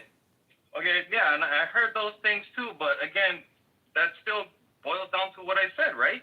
Mental health, correct? Like, I'm not going to bash any trans people or anything like that. Like, you know, again... So at what point are you going to start holding young, disgruntled white men accountable for blowing their classmates away in elementary schools? At what point are you going to start doing that? Because again, that may be part of the frustration that a lot of people have with the narrative and the rhetoric.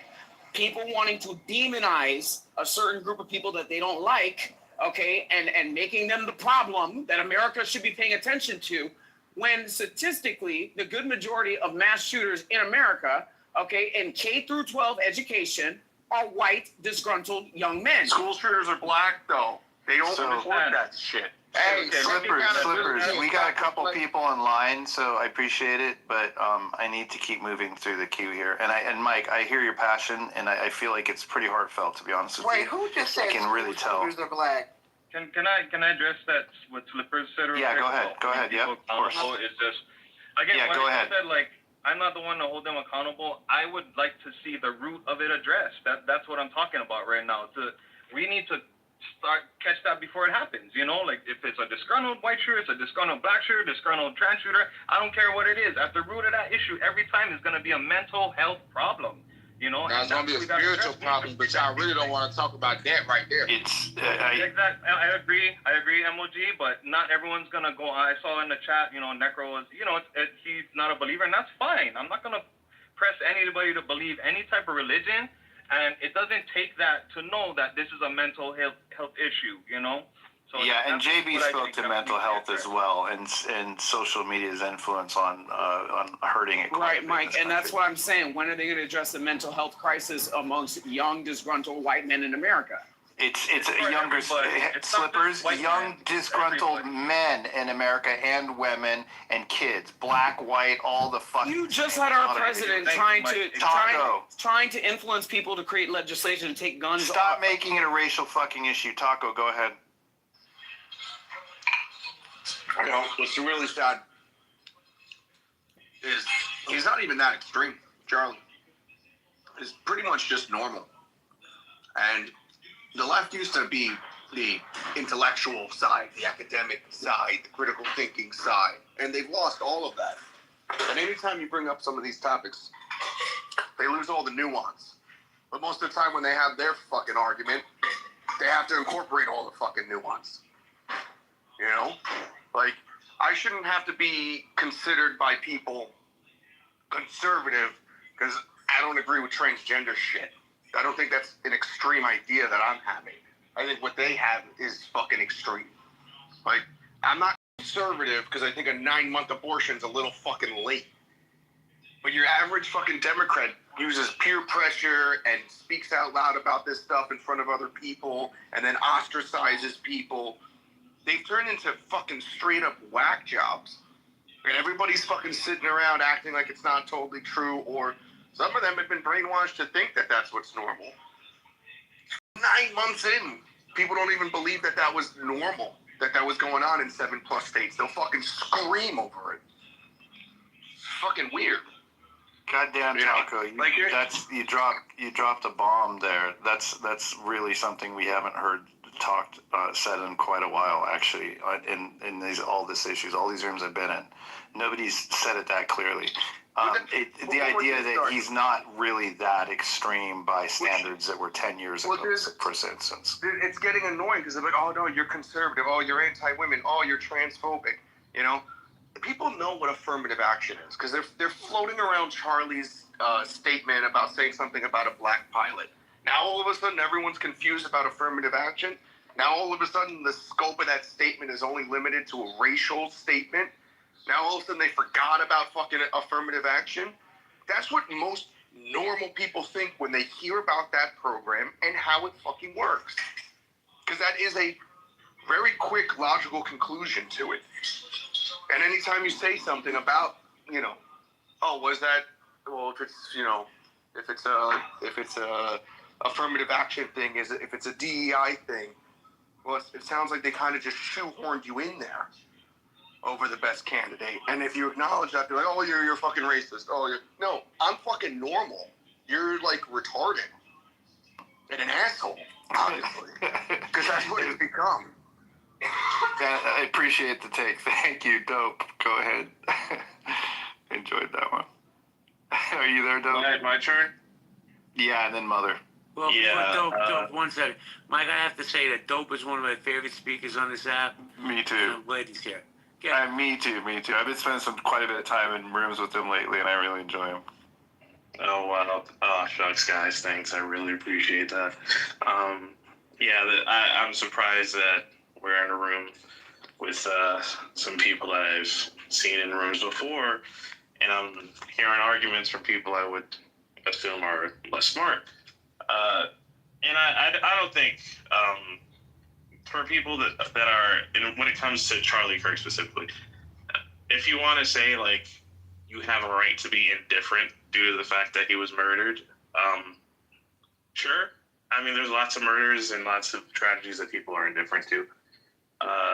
So that's its own thing. But apparently in the chat, I'm hearing that some people were saying that he deserved to die, which is fucking crazy. And what did Charlie Kirk do where he would deserve to die, or someone would rejoice in his death?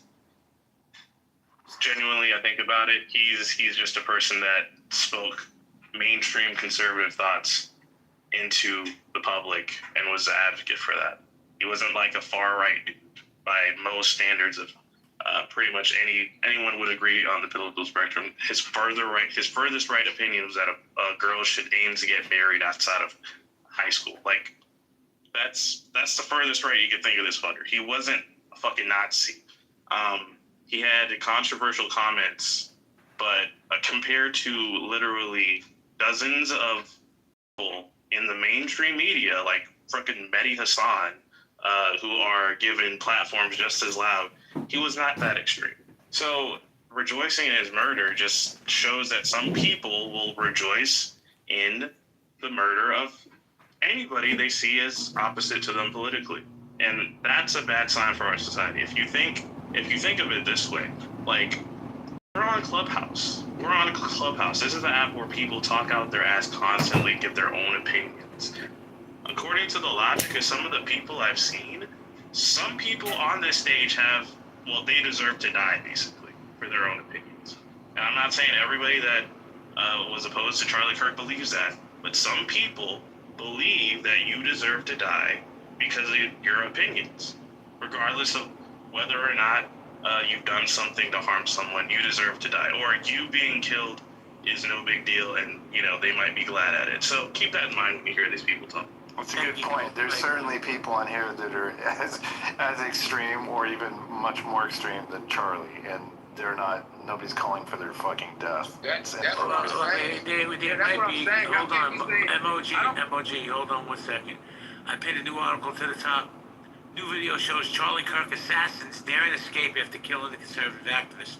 This dude jumped off the building, Mike. He jumped off the fucking building. Of course he did. I mean, come on, but Mike, you were in the military. That was some paramilitary shit. Even the way that he was running and like his form of running.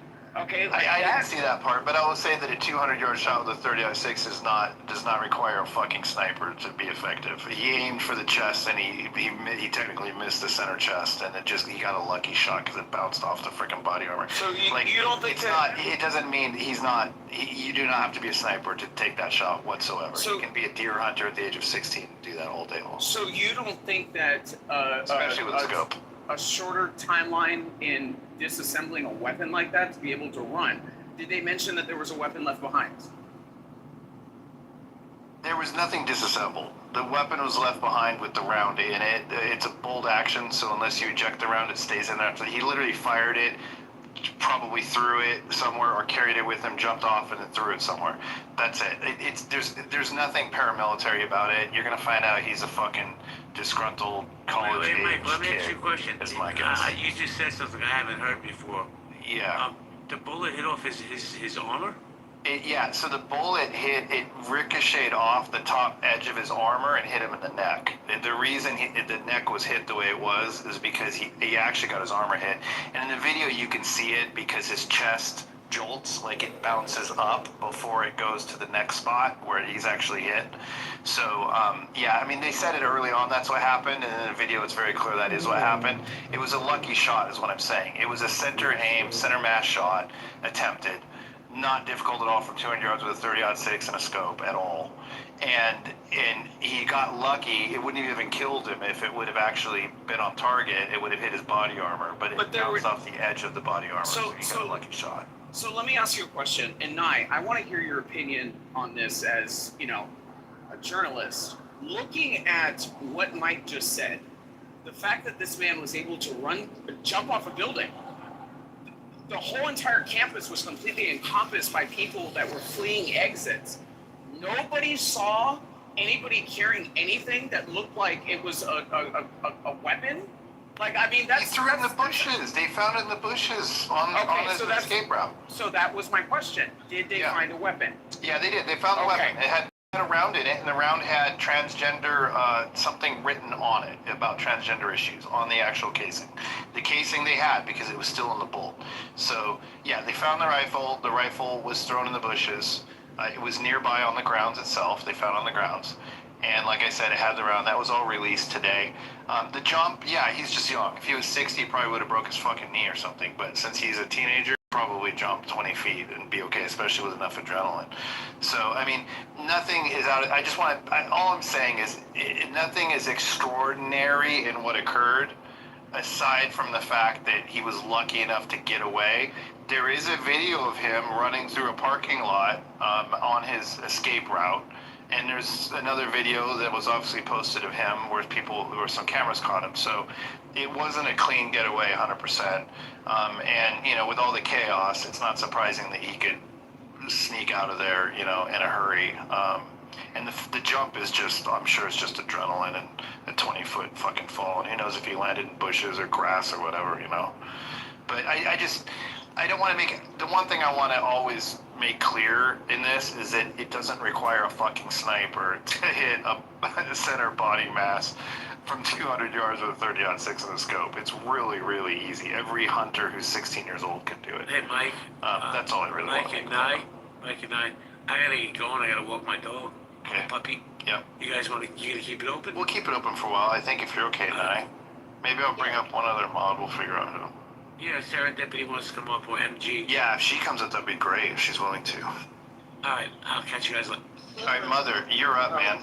All right, so first of all, right, I'm gonna back up real quick here and just was listening to this conversation for the last 15 to 20 minutes where we have this constant game of, he wasn't that bad, he didn't say that controversial statements. This is the definition of weaponized incompetence. You people know that this man has said horrendous things about black people, that has said horrendous things about people with LGBTQ being predators, that has said all types of horrendous shit about inciting violence. He's not going to provide examples because he did last time. Don't get mad, Mike. Hey, guys, stop it. This is Stop it. Let him finish. Because you guys have a position that you already are landed on, and you want people to go through the effort of spoon-feeding you information you could just Google yourself, because there are years of him doing this type of content, and then you play, oh, it's not that bad. It's not that bad because it doesn't affect your community, or you don't care about it. But but doing all sorts of saying all sorts of horrendous shits to other people is fine, right? So if we're gonna play this game, I just found it to be a little bit ridiculous. And also for those Christians on the stage who think that they are better than other Christians, you need to go back to church and check yourself, because you are full of arrogance and hubris. I think you should, for the sake of conversation, humor just a few things. You can go on Google. I just want to say This is something getting real to quick. be annoying. Yeah, where you Nye, can go on please. Google. Hey, I want guys, to say something mute. really quick. Nye wants to Not say on your something. payroll. Taco, Nicholas, mute up. Go ahead, Nye. Mute up, Nye. This is not directed towards anyone in the room or anyone on the stage, but Mother's submission just reminded me of something that I pointed out earlier in the room. I've heard other black people, possibly conservative blacks, mention this as well. So Charlie Kirk, everybody's been pointing out, especially black folks, that Charlie Kirk has said some disparaging things over the years about black folks, and many of which I've heard. But you want to know what's interesting? On this very app, I've heard black people say worse things about black people. And you know what we never hear? We never hear anybody calling for their death and murder. We never hear anybody calling for them to be killed. I've heard black people and black men and women say horrendous things about black women, about their bodies, their hair, their skin complexion, and heaven forbid she be a single mom. She's not even worthy of love and respect. Hell, she's not even worthy of a coffee date. I've heard black women host a room on here saying, if you're pregnant with a black boy, abort him. If you're pregnant with a son, a black son, abort him before he grows up to become a criminal. And guess what? We've never heard anybody say they deserve to be killed. And I hate to be the asshole that brings up black on black crime, but let's just talk about black on black crime. We never hear anybody say, let's go round up the blacks, the black men, the black criminals, and kill them and hang them, because they're killing up all the good black men in the community.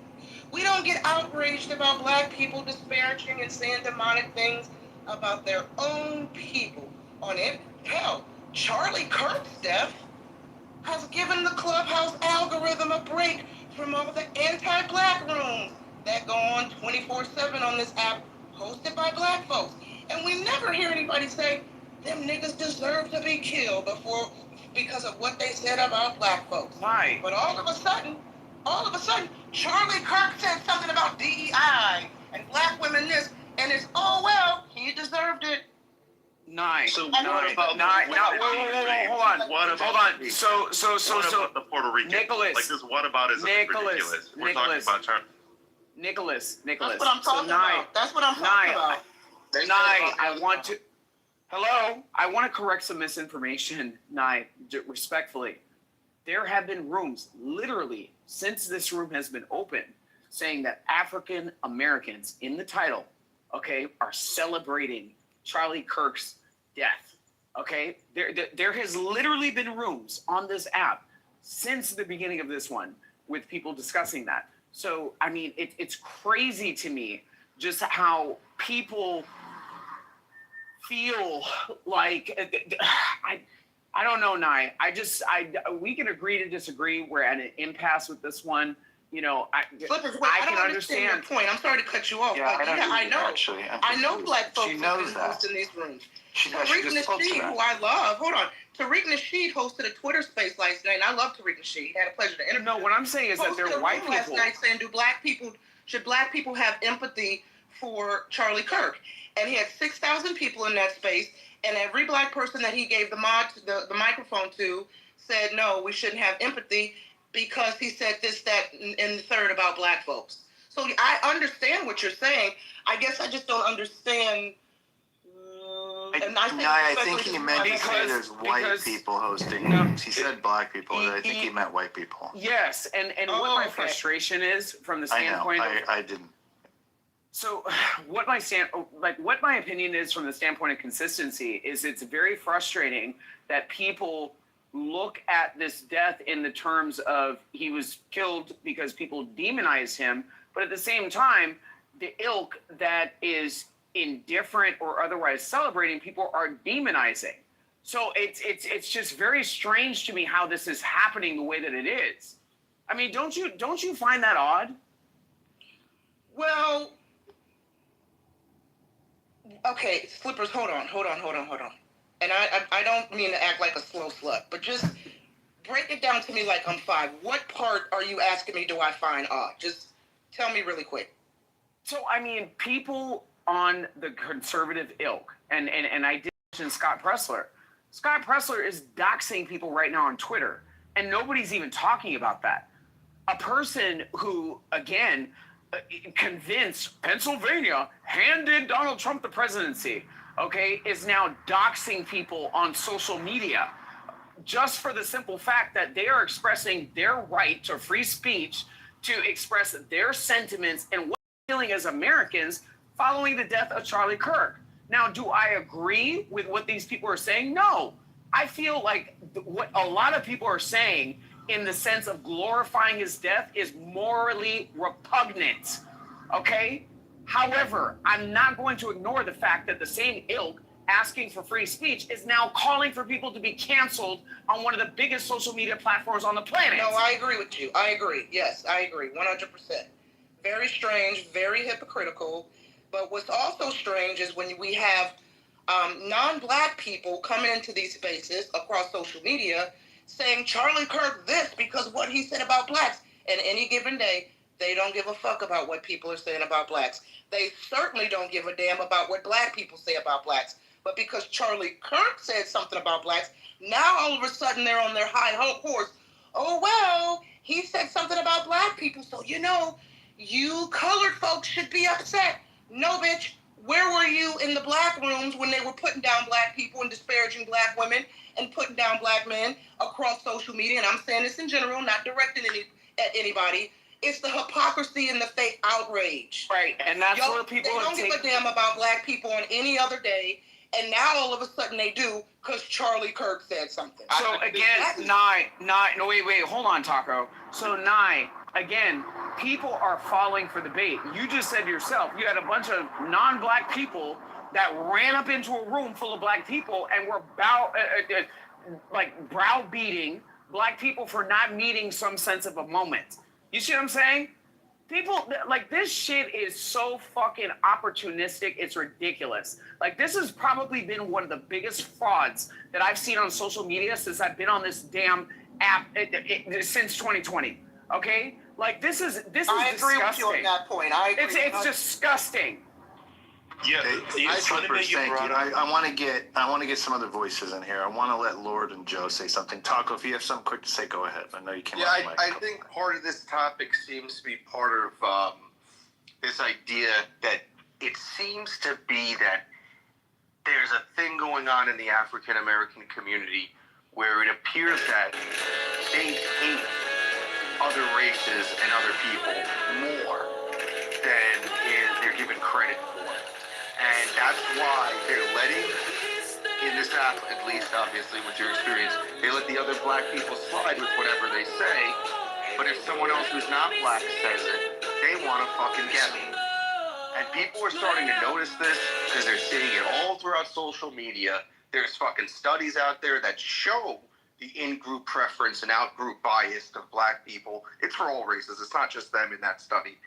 But it appears that black people are very racist. And people are starting to realize. But why are we the target? It's racist. It's racist. Charlie Kirk spent the majority of his recent time bow bashing freaking Latinos. Okay, why don't you do a consensus of what the Latino community feels following this tragedy? Why are black people always the fucking excuse? Exactly. Stop it. They're not the excuse right now. Well, you need to focus on your white brethren that can't stop killing political figures. That's I mean, it sounds like fake outrage. Why is Charlie Kirk's death being seen as a conservative? Why is Charlie Kirk's death being seen as a black and white issue? It's not. Why it's not a black and white issue. It's not. It's like one of the few things he talked. He talked about a lot of things. He talked a little bit about that and a lot about a lot of other stuff. Mike, they're it still ends up being a black and white fucking issue because this is Clubhouse and it's how it works. Listen, I want to let Joe now. Mike, they're making it a black or white issue to justify his death. That's why. I know. Of course they are. Fucking course they are. It's a given. That's a rhetorically correct. And that's why I brought up the Latinos because again, he spent more time talking about immigration, and it's bullshit. Why are black people always the low-hanging fruit? And this is why I'm really pissed off at a lot of people in the Republican Party that I belong to.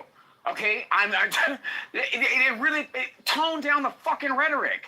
Tone down the rhetoric. Why does it always have to come to this polarizing bullshit? You had a white man that literally blew the head off of a white conservative pundit. Okay, what the hell does that have to do with black people? Then you have a bunch of white people that come into a black space, one of the biggest spaces that have been on this app. And I know you got pissed off in my comments, okay? But at the end of the fucking day, I am tired of people sitting there on my side of the aisle antagonizing this shit to the point where it's like, well, I don't want to sit next to you or stand next to you without a bulletproof helmet because you're soaking division in a way that doesn't make any fucking sense. Slippers. You said it was a white-on-white violence. You're right. And guess who doesn't ever talk about black people in relative to this entire occurrence? It's white people. White people are not talking about black people when they talk about what happened to Charlie Kirk. Black people are talking about him, and they're also talking about how he deserved it. But white people are not talking about black people in this conversation. And when I'm in this conversation, what I'm trying to explain to you is hold on, I don't need any help. What I'm trying to explain to you is, again, this conversation holds a completely different sentiment than the largest social media channel on the planet, okay? People are taking sound bites and opinions of people basically creating a sense of indifference, a sense of whatever it is that they feel in this moment, and are trying to demonize black people. Okay, I'm not asking you. I'm telling you. I was on Twitter today, right, flipping through of comments, right. Good comment, bad comment. Good comment, bad comment. Well, one person was supporter. One person hated him, said he deserved it.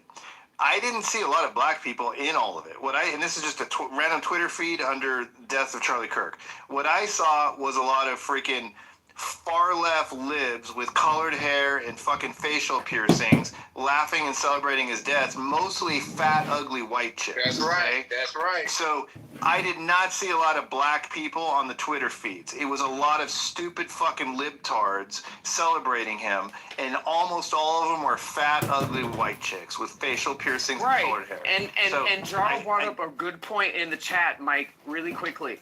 The bots. Okay, this is a coordinated agenda. Yes. When things like this happen, okay, there are media companies, okay, and billion-dollar investment groups that literally pour millions onto social media, change people's algorithm, okay, and insert this into a narrative to insert it, sit back, and watch the chaos, okay? And this is why I said what I said from the beginning of this, Mike.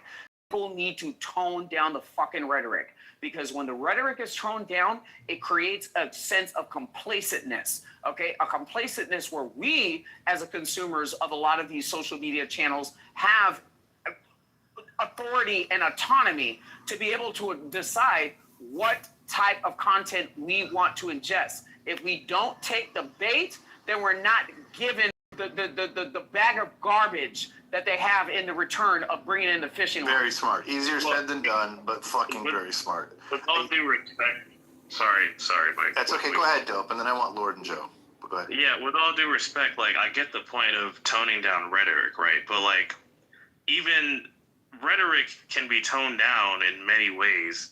And if you're going to say we need to tone down the rhetoric, which I agree with, acting flippant or dismissive of a politically motivated assassination, one of the most significant assassinations that have happened in the last 25 years, and basically saying, you know what, you get what you give, that's not toning down the rhetoric at all. Okay. So Dope. I have not been a Charlie fanboy for a very, very, very long time.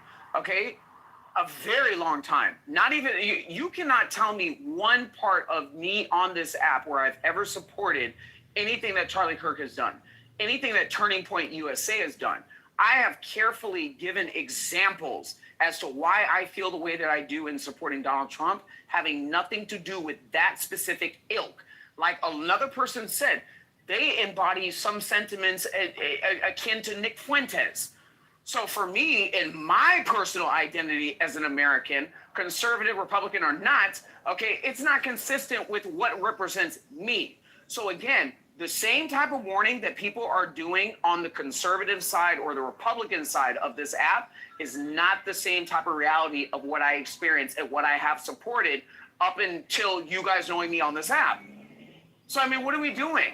But you're not toning down the rhetoric. That's my point. I have consistently said with another person that you guys continue to bash, Marshall, in saying that the rhetoric and the type of delivery Nobody bashes Marshall. I mean, no, I'm not saying I'm not saying you, Mike. But again, Marshall has been bashed in a lot of places that Dope and I have shared spaces with of looking of looking at a specific pathway towards accomplishing what people overall want to accomplish in the bigger picture, and specifically economically, okay? I do not buy off on this whole Turning Point America Christian nationalist bullshit, okay? And if people really paid attention to who I am on this app, I'm a Catholic, okay? So at the end of the day, a lot of this undertone of this evangelical Westboro Baptist bullshit, I've never gone on board with that. Right. So let's stop it. Okay, well, I don't want to make it about you, Slippers, and Dope. If you think he's not toning down the rhetoric, it's okay. We don't need to center him. Yeah, I'm not trying to target Slippers. I'm not trying to target Slippers. I know you're not. But he's feeling. Well, but when Nicholas, I just want to delineate the statements really quickly, Mike. In what I'm saying as far as people being browbeat for being indifferent. I didn't say that I was indifferent. I said that this actually affected me in a way to where I looked at this and, I recognize the implication that it has behind this man's young family and the future trajectory of the Republican Party. What I am acknowledging... And American fucking civil liberties in general. Freedom of speech, for fuck's sake. What I'm also acknowledging is the fact that there are people, okay, that are sitting on our side of the aisle that, quite frankly, are running their mouths too much in just creating a bunch of chaos. Yeah. And so it is what it is. I'm sorry I disappointed you, Dope, but I am who I am, and I've consistently been on who I am on this app. Slippers, you made a good point about not feeding into the algorithm. We get what we deserve. If we stop paying attention to it, they'll switch it. Exactly. That's why I'm seeing all the fat, ugly white girls with colored hair. It's algorithm bullshit. And you have an option to actually go into the post, the three little dots, and actually select. That's a good one. I think I do that every. Great. I appreciate that. That's actually really good feedback. Lord, Lord's up. Go ahead. Maybe he tuned out. Lord. All right, Joe. No, I'm still Lord. here. My apologies. Joe can go ahead, but just give me. Yeah, sure. We'll come back to you. Joe, go ahead. Yeah, I think that the people that are post-demise of Charlie Kirk in a very awful and horrid way transcends race. I don't think you can pin the pejorative dispute about Charlie Kirk on any one particular race, and certainly Clubhouse is not indicative of the rest of society. That's my view on it. That perspective we all need to remember, for God's sake. Lord, do you want to go up or you want me to go to the next? Yeah. So I definitely agree to some extent with Joe, but I'll take mine a little bit further to the extent that, Clubhouse is a microcosm of, the rest of the real world to some extent. These social media apps and, and for Clubhouse, it goes a little bit further to the extent we can hear each other's voices, right? So we can hear the sincerity and the depth of whatever it is that we believe, very similar to Charlie Kirk, so, and for me, yeah, like when people are bringing up, this notion that might be racist, to me, it's nonsensical to the extent that, I've been following the young man for quite some time. Actually, not even the young man, the young gentleman. To the extent we're the same age. He's 93, I'm 92. So and he didn't go to college. I didn't go to college. I mean, we went to a little bit of college, so to speak. So there's very similar attributes relating to how he grew up and how I grew up, what he's achieved, what I've achieved, et cetera, et cetera. So when people start bringing up, these notions of trying to divide using, skin tone, to me it's nonsensical, right? Because I've watched and listened to him. There's times he's lost debates. There's times he's lost debates, in particular scenarios, but at the end of the day, right, there's aspects of a family household which benefits America as a whole, whether you're black or white, the family values, the Constitution, knowing how the hell your fucking government is being ran and controlled. You have to know the Constitution and the power and the value of the Second Amendment. Simple aspects like that. So at the end of the day, like even for me, I'm actually very saddened. To the extent that even amongst people that look like me, which is quote unquote black, right? Like y'all are not seeing the value, because in the times that he's spoken on black issues, one that sticks out to me is how he presented the fact that if black people want to move forward, he provided there was a problem question, and then he provided the solution.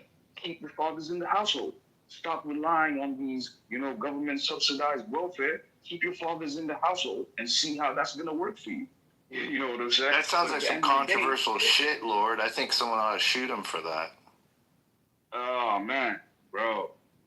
I mean, it might be controversial to the extent that it's taking power away from the government and putting it back in your families, which is how things. I can't get to the bell fast enough. So, yeah.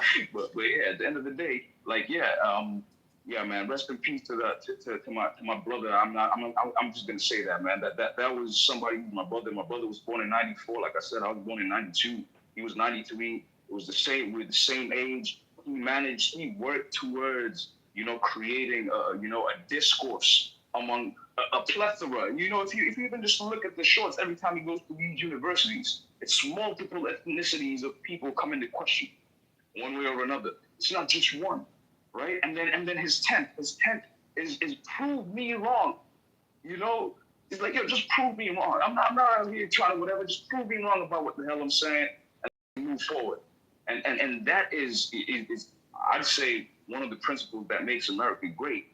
You know what I'm saying? To the extent that we're supposed to be able to share our ideas and our notions and our beliefs, knowing that we have a Republican government. But hey, maybe it's just me and I'm missing something. right? Because for some reason, everything that's being thrown at the rhetoric of this man is race based. They're trying to pitch you against the principles of a young white man who was a family man who was a Christian to some extent. You know what I'm saying? So and that was attempting to unify, one group of the United States of America, and then they want you to focus on race. Race has always been the way to keep America divided, particularly after the 1960s. You know what I'm saying? Particularly after integration, right? They've always tried to use this race joint to keep people divided, because that you ain't gonna get shit done. You're not gonna get shit done as long as you're divided one way or another. The only way you have to unify is Americans. America is the potpourri of multiple cultures. You know what I'm saying? As much as, we can say the people from West Eurasia, the Europeans, right, they have, left their mark in a particular way. We live in a time and age today, right? Like Charlie Kirk is global. Everybody is seeing that shit right now, bro. Lord, I thank you for that share. It was, I enjoyed it, and it was worth the wait. I appreciate that. HG, or XG, go ahead, and then Michaela. Yeah, you can pass it to her pretty fast. I mean, I'm not gonna say much because every time I do say something, I'm evil, heartless, horrible. Not you. We love you, man. Jay and I love you. We're big fans of you. Go for it. You don't want to add anything? Yeah, I'll keep it to myself for now. I don't want to start the fire. Fair enough. Michaela, I appreciate that you know the difference. Michaela, go ahead. I joined, so I'm not sure what. Sure. I'll give a recap for the room. We're talking about, we started with this is a cultural war in America. We talked a little bit about, for a while we were talking a little about Kamala Harris and in recent comments about how it was a mistake to let Joe Biden make his own decision to run, and laughing about how she took absolutely no accountability for that decision. She acted like everybody else did it, and it was a bad mistake, and that she knew the difference. And then we got to talk about Charlie Kirk, but to be honest with you, Charlie Kirk is obviously on everybody's mind. We all saw a pint of blood flow out of his fucking neck, much to the chagrin of children everywhere. So it's hard to get out of our minds. So that's why we keep coming back to him. I can't get him out of my mind either. I'm pretty brokenhearted about that. But when I'm trying to think, my son feels the opposite. He's bought into the whole, the whole anti-Israel thing and all that, and sort of really skeptical. I do think there's a culture war in this country. And now, when I was a Democrat many years ago, when Reagan was shot, it didn't bother me. I didn't feel so horrible. I didn't feel sad, So I know how it is to be on the other side and just not care when your opponent's been hurt or killed.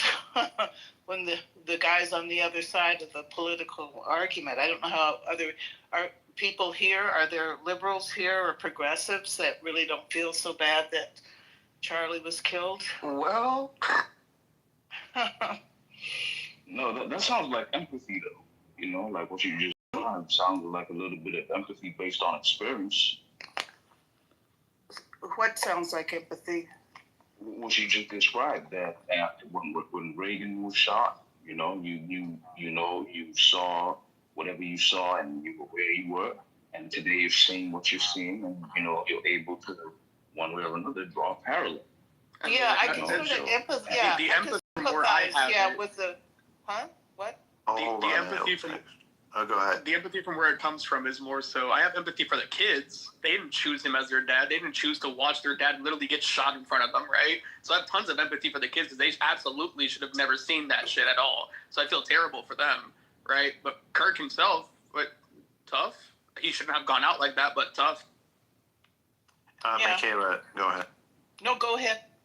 No, I mean, if you're complete, I mean, it's nice to have a little bit of wisdom on the app of somebody that's not in their 20s who can actually compare this to something that happened in the past. That maybe there's a lesson to be learned there. That history doesn't necessarily repeat, but it rhymes. And for many people, we all know what it was like to be 23 and think we fucking knew everything.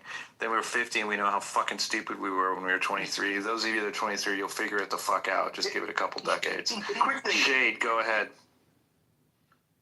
I just think that so here's the thing. Like, we all know that there are whack jobs on every side of the political spectrum, right? All types of beliefs, and I'm just saying, as it pertains to how people feel and how people take in the rhetoric you espouse and the reaction you get from it, like, you don't get to dictate how some people feel. So when, you know, I'm just saying, like, and here's the thing too, and I think, you know, as men, especially when you have a family, you know, I think one of the main objectives, right, is to have a lifestyle that kind of keeps you able to protect that. You know what I'm saying? And again, look, much to him to saying what he says, but he got a lot of courage for that. But at the same time, he's let's be very clear, like, he said some very, very divisive shit. Like, again, putting in perspective, he said divisive shit, but the shit he said was really not that divisive by regular standards. We talked about this. Like, it is only divisive by 2025 inflamed rhetoric standards. It's not divisive. He literally questioned DEI, for God's sake. Like, so fucking what? You think that we don't question it every fucking time? That's not all he said, though. No, it's not all he said. But what I'm saying is the things he said were not very that bad. I mean, literally, guys, listen. If this is the worst things you're gonna fucking hear out of somebody's mouth is any of the shit that Charlie ever said, okay? Then please, you are so goddamn sensitive. When we call you fucking snowflakes on the left, you fucking deserve it. Because that is ridiculous. Like, go put on your fucking helmets and reach down and grab a hold of your fucking nutsack and get some goddamn balls. Because it's not that bad. If you can't hear fucking words without feeling like they're hurting you, if words are violence toward you because you can't tolerate it, then go find a way to fucking deal with it on your own. But don't kill the people that have fucking opinions different than yourselves. This guy, anybody who gives their life for a First Amendment right ends up being a martyr by default, okay? That right is something that we're extremely lucky to have. I don't give a fuck what he was saying. That right exists for the people that do say things that we don't like. That's exactly why it exists. It doesn't exist for the people that tell us the shit we already want to hear. Just remember that. And he's not that goddamn extreme, for fuck's sake. The world had Hitlers in it, okay? Just fucking seriously. But see, goddamn. It's okay, I feel like you guys are fucking young. You don't know any different. It's not your fault. I just already crazy. counted for that. If this is the worst fucking thing you heard in your 20, since you're 20, this doesn't. got it. Hey, wait. So Mike, don't do that. We had the same childhood under Ronald Reagan, right? No, we don't have the same childhood. You and I was born. I graduated high school in '92. This fucking guy just said he was born in '92, and he's not. And he's not the youngest one here. I was born. No, it's not the same fucking thing, guys. I never said that. It's not the same fucking thing. I was fucking girls in Japan when he was shitting his diapers. Mike. I'm just trying to be funny. I'm just trying to be funny. What the man is saying. I'm just trying to be funny. Like, chill out. Lower your weapons. I know. No. I'm not mad at you. I'm really not. I'm just kidding. I'm getting feisty. But in a fun way. I'm not really. Quick thing here. Okay. I think part of the problem Taco, whoa, I didn't finish. Thank you. We need to do an exercise with you. Yes. So you know. So here's the thing with it, right? So, again, like I said before, we have nut jobs on every side. And some people, you know, when you say shit, they may just go back and forth with you in the comment sections. And some people gonna really take it to you, you know? And that's We're gonna pull just up. what it is. Right. Like, people have the freedom of speech, but at the same time, while people don't have the freedom of response, people have the ability of response. And I don't think that people pay attention to that shit enough. That's a risk he took, and he paid the price. Like, Exactly. I mean, there are some people that are willing to take that risk. There are other people that avoid that risk at all costs. The fucking true patriots aren't the ones that run away afraid. They're the ones that fucking stand in the face of danger. For God's sake, fucking in World War II, not that goddamn long ago. I understand that even millennials don't have grandparents that fucking did this, so you're pretty far removed from it. But my generation has grandpas that did this. Okay, they ran toward bullets on purpose for their country. Okay, and they didn't come out of it saying, "Oh, we made a big mistake. Woe is us." You know, they came back of it proud. They were coined the greatest fucking generation for a reason. Like, it's not that long ago, guys. 100 years ago at this point. But I understand shit moves fast now. Shit's changing quicker and quicker as we go. I'm sorry that the shit Charlie Kirk says is the worst thing you've ever heard as a 20-year-old. I'm sorry. Okay, but you're gonna have to fucking get some balls and realize it's gonna get worse before it gets better. Well, the interesting thing too, he Mike, doesn't deserve to die for it. So here's the funny thing though, he was only 31.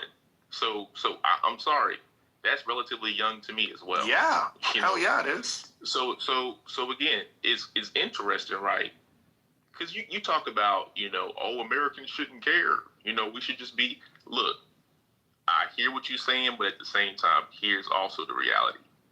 He makes it very, very poignant to say black people, black on black crime.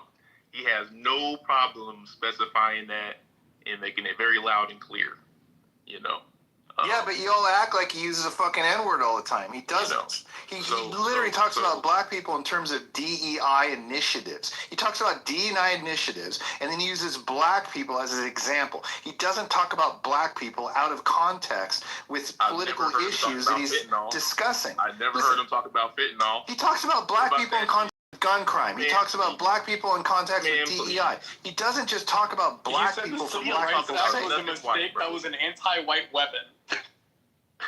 Anyway, again, and the shit he says about black people ain't that fucking bad. There's people on Clubhouse that are throwing the N-word around. You Pepe, and you're all gathering in fucking rooms to like honor him, for fuck's sake. He's calling you the N-word monkeys, and you fucking honor him.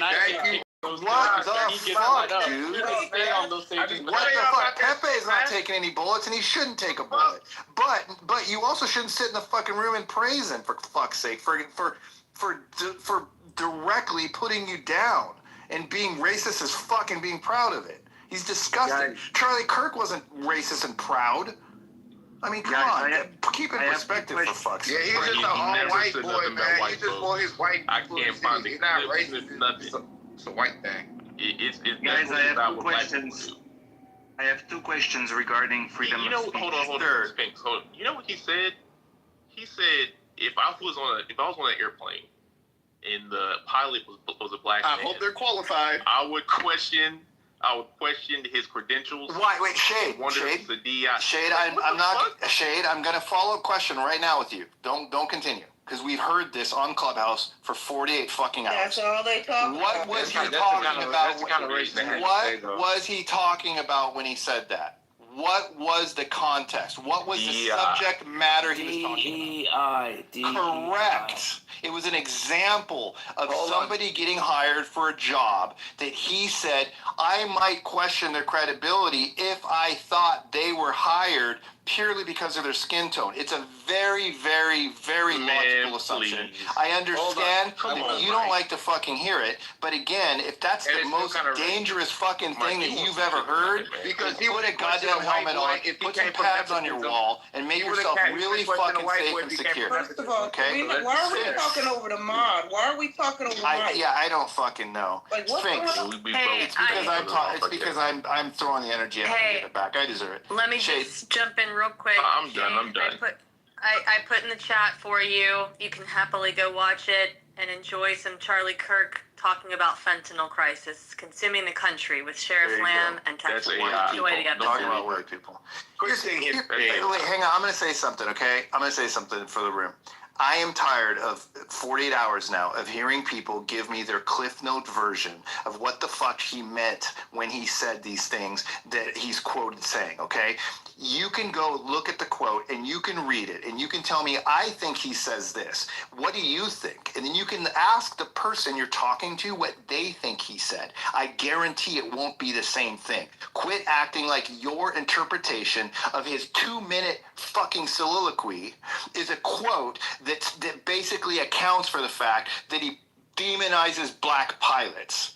Please, that's a fucking characterization of a much longer point he's trying to make. And none of us, except the stupid ones, and nobody except a fucking moron without 2 brain cells to connect, is going to take your word for it that that's what he was actually saying, okay? They're going to listen to it and they're going to interpret it on their own. And I encourage you to do that, by the way. So every time somebody like you comes on and gives us a cliff note, I want the fucking link so that we can listen to 2 minutes more so that we can confirm that what you're saying makes some goddamn sense. Because some of us might vehemently disagree with you by hearing the same exact thing. And some of the people that disagree with you might even have black skin.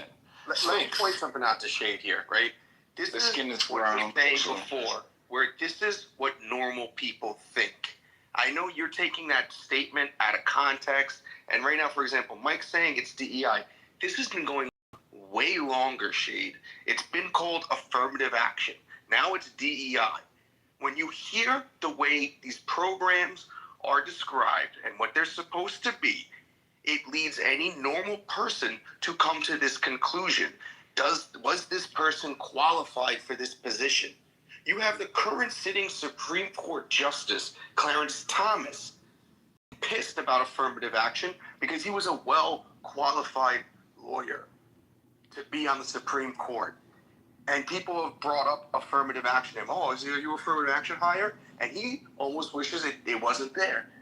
Any normal person comes to this conclusion when they hear what these programs are and how they're described. If you don't come to that conclusion, you don't even understand what they are, or you're not critical thinking, or you're living with your fucking head buried in the sand. It doesn't make people racist when they bring it up. It's the fact of what the fuck those programs are literally described as. It's their interpretation of the circumstances and the facts that are different than your interpretation of the circumstances and the facts. It happens every goddamn day. And the problem is that too many people want to listen to other people's opinions and then own those opinions as their own without actually going to the source and making their own decisions based on critical thinking principles and proper, reading and listening comprehension. It's a crisis in this country that people borrow their opinions from other people that give them Cliff Note versions through shaded glasses. It's a joke. And I'm not falling for it because for 2 days now I've heard people trying to gaslight rooms about shit he said by paraphrasing issues that are otherwise much more complicated than they're giving it credit for in their little freaking summaries. It's just a joke, and it's getting old. And every single time I hear somebody talk about, you know what he said about pilots? No, I don't. Please tell me. I have only heard it 60 fucking times in 48 hours. Just real quick. You should just hit them. And I've watched the video, by the way, so I know exactly what he said. I've already formed my own opinion based on the video, not on your shenanigans. Wait, real quick. Charlie Kirk's pilot statement is the natural conclusion of any normal person who hears DEI and affirmative action explained. You know what, though? That's what it is. See, I'm about to retort both y'all's arguments because this is y'all are being y'all are being Make it, listen, honestly, in all due respect, honestly, I mean it. Make it short. I want to hear it, but then I do want Sphinx and Simon to go next, please. Yeah, I got you. So what I'm saying is, see, again, when people hear things, they're not doing all this like deep dive thinking, shit that y'all doing. I literally said in my beginning of my submission that people are unstable out here on both sides. That's literally what I said. So what happens. He's pissed off the LGBTQs. He's pissed off the Palestinians, black people, women. I mean, shit. Yep, he's exercised his freedom of speech. Thank God he's an American. If he was in England, he would have been put in prison already. Shade. Dive on it. Shade. He exercised his freedom of speech in a way that England would have put him in jail for. So there's nothing wrong with that. Be thankful that you're in a country. People celebrating or joking about his death then because they're also using their freedom of speech. We didn't do a deep dive into that topic, Shade. This is just what people know about it off the rip. The fact that they have trained everyone who's younger to not even be aware or question what affirmative action is or DEI is is part of the fucking problem. That most normal people who hear it described, again, I'm saying it over and over again, question the legitimacy of the people now in those positions. Right. Younger people have now been trained to see absolutely zero wrong with those programs, and you basically have been propagandized and brainwashed. You don't even know that there's an alternative opinion of interpretation of that program. And there's another thing that was said earlier in a room that made a lot of sense that I haven't really thought about. DEI was basically hijacked by corporations who didn't necessarily implement it the way it was intended. They actually did it a disservice by handling it the way they did. See, affirmative action was a lot more direct. It was like, this is our agenda. It's very clear. We're honest about it. DEI was not intended to be affirmative action version 2, but a lot of companies made it that way because they oversimplified what was being expected of them because they're lazy and they prioritize profit over the implication that it has on actual human beings to misinterpret the agenda that DEI proposed. DEI should have been an advanced method of actually making some systemic changes that would benefit people, but corporations didn't bother. They just oversimplified it and made it fucking look retarded to everybody that was suffering as consequences on the back end of it. So a lot of it is we're not to be to blame for not understanding it, and the government's not to necessarily be to blame for putting it in effect. Corporations are to be blamed for vastly distorting what it was meant to be. And I think it's a good point. That's something we could even hold a room on to discuss it. But the reality is that a lot of us, especially the older people that were here before it, witnessed affirmative action, saw that come and go, then saw DEI come and go. Like, we're starting to see a trend here that these things are generally unfair and that they're not actually resulting in helping anybody, but even black people say white women. Apparently they benefit. So I don't know why black people fight so fucking hard for DEI and affirmative action when all they ever tell me is that white women benefit from it. I like how white people act like they don't have their own shit. Like, y'all got your own form of affirmative action. Black people should be hating as much as white people do because you all know that white women apparently succeed with it. Mike, so. And nobody talks about the Nepo babies. Nobody talks about the nepotism. So what about the people who have positions due to nepotism? I know y'all don't want to that kind of work. One voice at a time. XG, please. Exactly.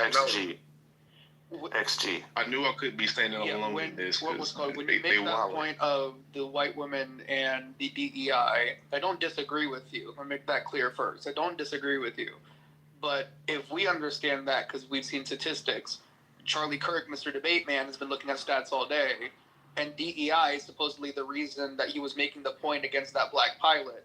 If you know, and assuming Charlie Kirk would also know that white women are the greatest beneficiaries of DEI, what's the point of making that comment to the black pilot? God, I cannot stand this. DEI is not equal opportunity. White women benefit most from the Equal Opportunity Act, not DEI. That's the first thing. Yeah. Serendipity works in HR, so she would be the subject matter expert of this.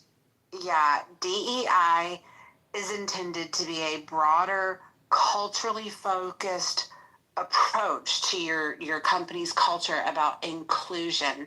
It's essentially your corporation's attempt to show you how to be nice to other people. It has absolutely nothing to do with quotas. EEO. Quotas. Right. Affirmative action, that was actually intended to compensate for the past discriminations and level the playing field as far as the actual quotas. Exactly. DEI it's a cultural program. It's designed to improve the company culture with diversity, equity, and inclusion, making you embrace the LGBTQ community, making you embrace the different cultures and diversities within your workplace. It was essentially like a behavioral checkpoint. They're not the same thing. I disagree with anything of what was just said. So if that's the case, then what was the point of making that comment about DEI to the pilot? That's what I'm not getting. Ultimately, because of what it was supposed to XG, because of what I just hang on XG, because of what I just said, what it was supposed to be and what it ended up being. A lot of companies treat it just like affirmative action on steroids because they were too lazy to implement the nuance that was required to make a cultural change internally. I understand the perception of it and how it was talked about, but we're talking about Charlie Kirk's. No, it's how it was. It's not how it was talked about. It was how it was implemented. What was just talked about. It's how it was implemented, not talked about. It's how it actually occurred, and it's really obvious to the people who are victimized by the improper method that so many of these companies did. They used it like the companies were lazy about it, and they used it like a quota instead of using it to make systemic change in culture. And in that respect, it is likely that companies hired pilots who were less qualified because it was the easiest method of meeting the DER requirements. That's why it was not very effective. That's why there's been a backlash against it, and why it's currently out of vogue. It's like, I mean, fucking Target dropped it from their website. Like these companies are getting attacked for dropping this shit, and they're still dropping it. That tells you something. Shit's done. It didn't work the way they wanted. The companies didn't benefit the way they thought they would, and people didn't benefit. All kinds of people didn't benefit. It wasn't a good thing. Charlie Kirk was pointing that out, and he was just using pilots as an example because our lives are in their hands, and it was a dramatic example. And it was simplistic. It was overly simplified. I get it. But again, if that's the most goddamn violent thing you've ever fucking heard, please go join the Marine Corps. Spend a week in boot camp. You're gonna shit your pants. By me pointing out that it's a fucked up thing to say doesn't mean I'm pointing out that he should have been shot over it. That's the thing. Right. I agree. No, I know. I don't think you were doing that. I promise. I don't believe that one bit. Sphinx, do you want to say anything? Because you've been waiting a long time. I appreciate your patience. Yeah. Thanks. It's regarding the freedom of speech. I feel like this is one of the biggest traps in the U.S., where it's the best place for the devil to hide, because it gives the opportunity for the liars to take advantage of everything, because then they're innocent until proven guilty. So I have two questions. The first one is, should there be more restriction to the freedom of speech beside cult violence? And the second one, no, there shouldn't be. No, there shouldn't be. People should learn to watch their fucking mouth. And again, at the end of the day, we cannot limit it. We are so lucky to have it, Sphinx. We're so lucky to have it. Just go look at England. Look what's happening to them. We're so fucking lucky. We are not giving that shit up. And the second question, which is maybe a little bit more, there's more room for thinking and digging deeper. Should there be more consequences? Okay, but don't you think that you dig deeper, antagonizing, continuing to antagonize, regardless of whether you have the right or not? You know, it's one of those things where my family taught me at a very, very young age. Okay, you can be right. Okay, you can be right in the ilk and who you are, but at the same time, you could also be dead right. Like what are we doing? Flippers, don't you always want to have the right to curse a hoe out? Because I know I do. Right. I don't want censorship. I want to always be free to say the N and curse a dumbass bitch the fuck out. So, Nye, have you not understood that the rhetoric and the things that I've been saying over the last couple of weeks have been scaled back? Right? So at the end, yes, sir. Yeah. Okay. So again, there's a feeling in the air, right? And as a mechanism of human survival, you know when to keep your mouth shut. Okay. The right to remain silent does not extend, giving our Constitution. It doesn't just extend to, criminality. Wait, I need you have that because that was you have the right to remain silent at any given fucking time. And again, like how I called out a lot of people on the conservative clubhouse side of giving them, listen, I see where this is going. Stop it. Stop it. I've been saying this for weeks now. Stop it. Stop what? He's saying tone down. Sometimes I like what he just said. The demonization and the rhetoric. Stop it. Yeah. What did you say for survival? You're right. You're right. Because we've learned on this app especially, you say the wrong thing and people ready to dox you and send somebody to your house to fucking hurt you. So you're right about that. That's my whole point. That's my whole point. And look Slippers, at that's been your best point all night, man. You said a lot of shit in between, but when you say that shit, it stands. Mike, this has been my point for weeks. Okay? This has been my point for weeks.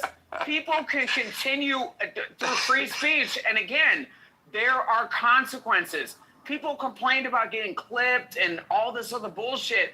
Are people not understand? Like, this is crazy. It doesn't Slippers. There are consequences for Donald Trump, no?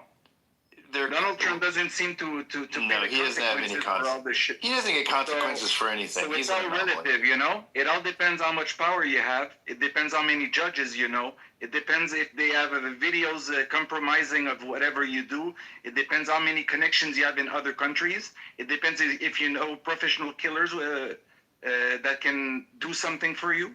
It depends on if you have contracts. It depends if people have the opportunity to make you speak or to mute you. I think there's so much. But again, stop being disanalogous. The government did not take a shot. What do you mean? The government did not take a shot at Charlie Kirk. Okay, I'm not talking protections. about Kirk, Hold on. So the U.S. at large has freedom of speech protections from the government.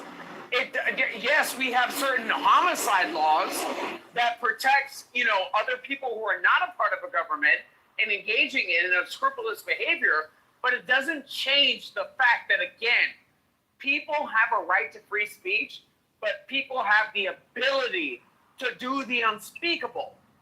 That's simple common sense. Like, when are people going to understand this?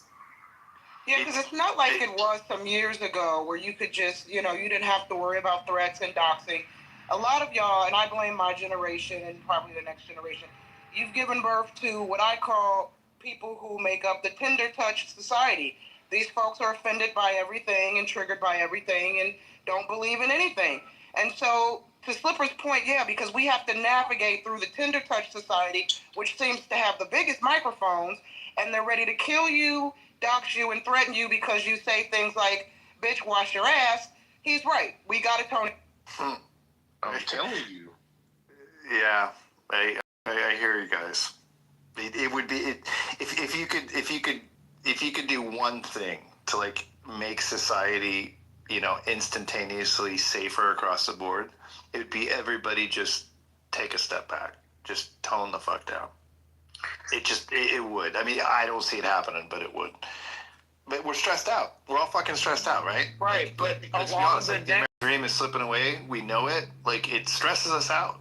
Right, Mike, but along the next theory, that if that does not work, okay, and if people are going to continue the same type of like-kind finger-pointing, the next station is, okay, well, let's remove guns from white men.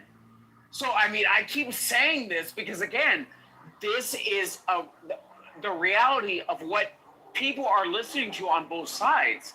Like, this is crazy. No, you know what's crazy? That's crazy for you to say that because everybody you don't need a gun to address it. Well, but if you remove guns, there's still 99 other possibilities of doing so.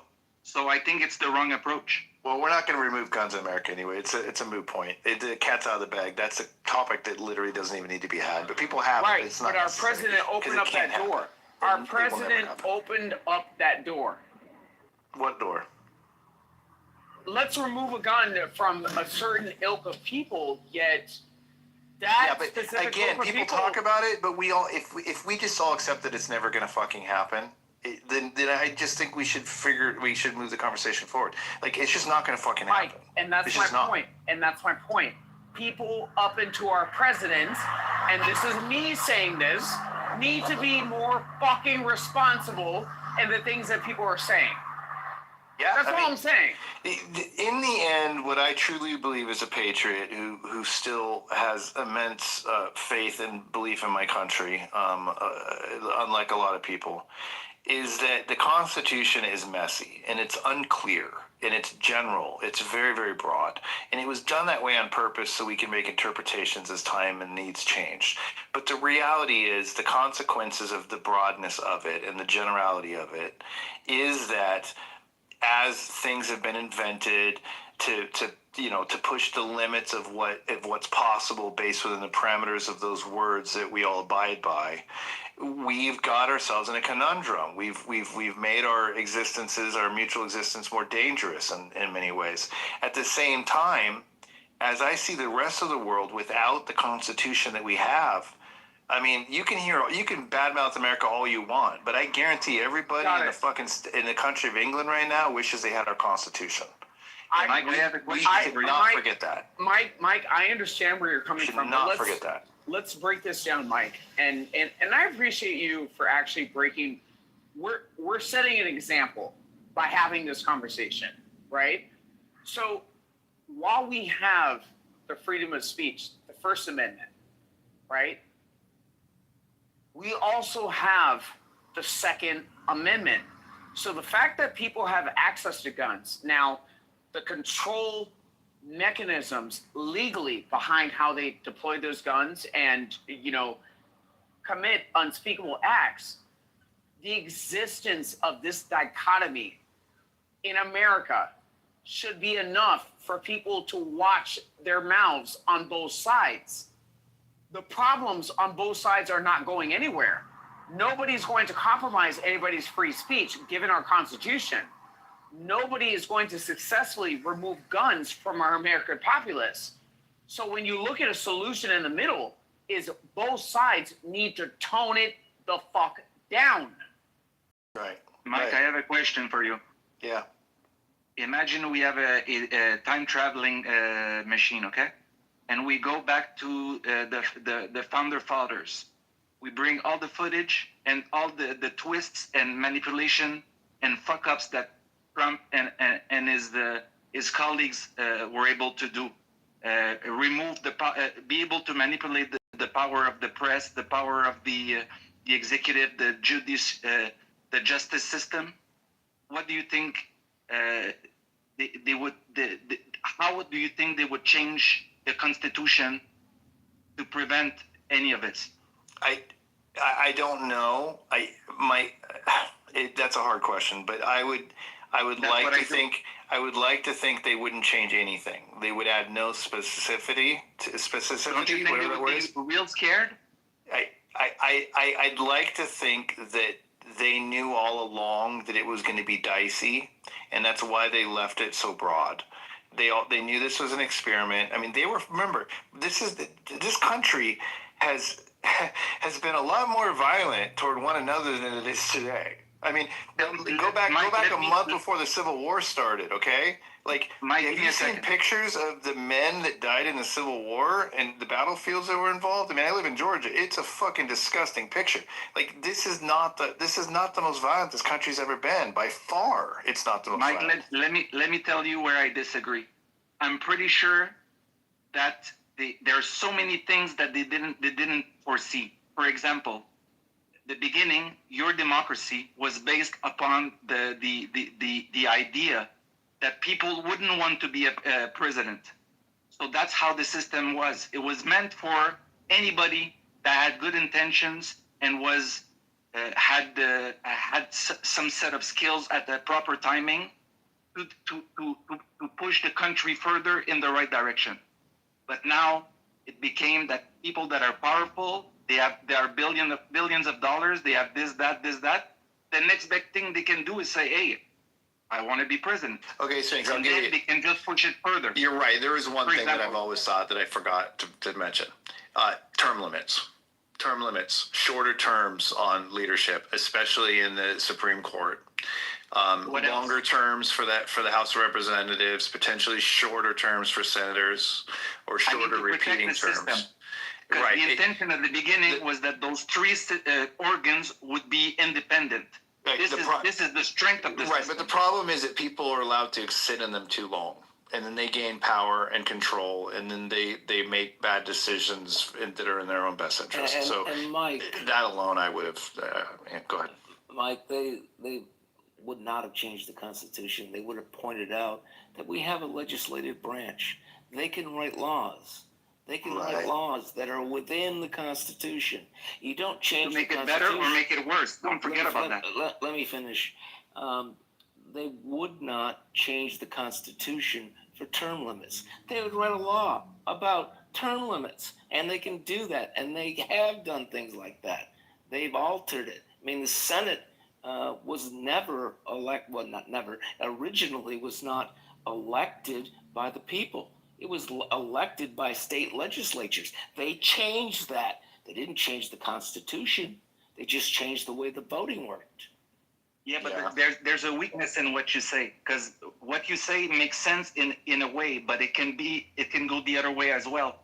You can the way the system is made, you can poison it, and I think that's the problem that the United States has received throughout the decades.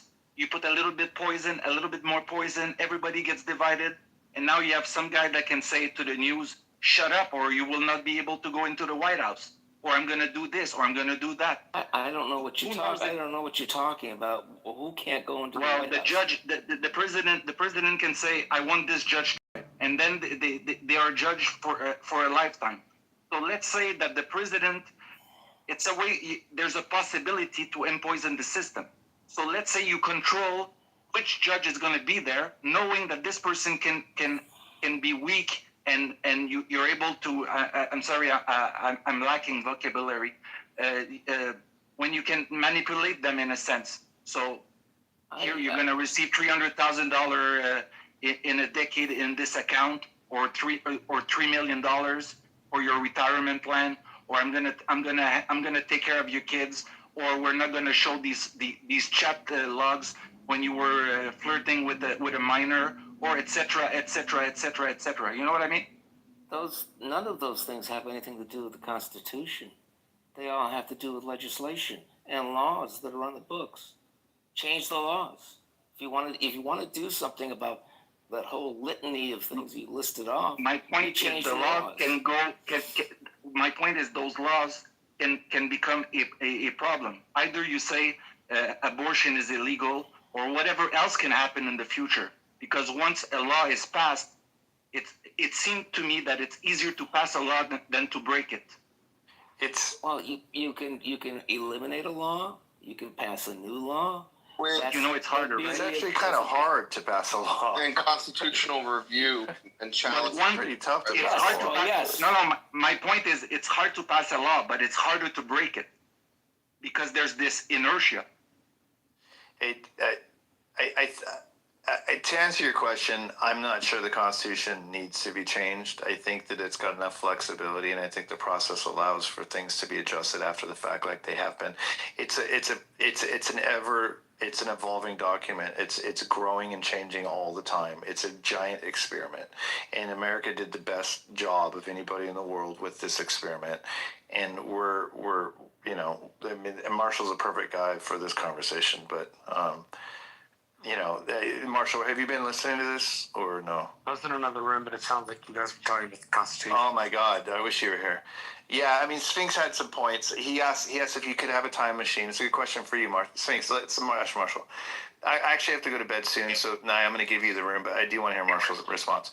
Sphinx said if the framers of the Constitution could go forward in time, and they could see somebody today. Here, let's say somebody from CNN, or whoever you would say has the authority to say, I represent the future. Yeah. Regarding even better yet, if they could see the future, if they could see today, yes, and then they could go back to where they were when they framed it, what would they have done differently in the Constitution? What would they have changed? Would they see this as a limit to what they foresaw, and they would have to change something in order to protect the system against these weaknesses? Correct. What would they think after the fact about exactly, like specifically how general and broad the First and the Second Amendment are, and how it's been interpreted, and also how the various branches are failing to work together properly at this point? I mean, I think if I could wave a magic wand and see what they would go back in time, and so they go forward in time and change, I think Madison might change his view. The beauty of the Constitution was that it would provide a space for people to think sincerely about issues because of the speed of information transfer at the time, you had to really, really consider issues versus the internet premises first impressions, which are not considered. And so people don't usually give their considered thought on a subject. I think the founders would go back in time, like come forward a time back in time, and I think they would think about guns, and I think they would make it a little bit more clear that like large cities could regulate guns a bit more stringently than rural areas. Marshall, if you allow me, let's improve the premise, okay? Let's forget about the guns. I think it's a waste of time. Let's imagine something that seems to me way more threatening. You have Facebook and all these Halliburton and the company I forgot the Palantir. You know what Palantir is? When you have those big companies that are so powerful and their power transcends the country. So United States is the strongest country, most powerful and so you're influential thinking country. like when Rockefeller, his company, could influence the U.S. government with a single phone call. A business that is so powerful and independent that the judiciary cannot do anything because the company deals straight with the population and transcends the limits of the country. So the power, and then, so this is one point. The second point would be the banks. When the country has debts over a bank, the bank has a power over the country that the legislations, it's like there are flaws.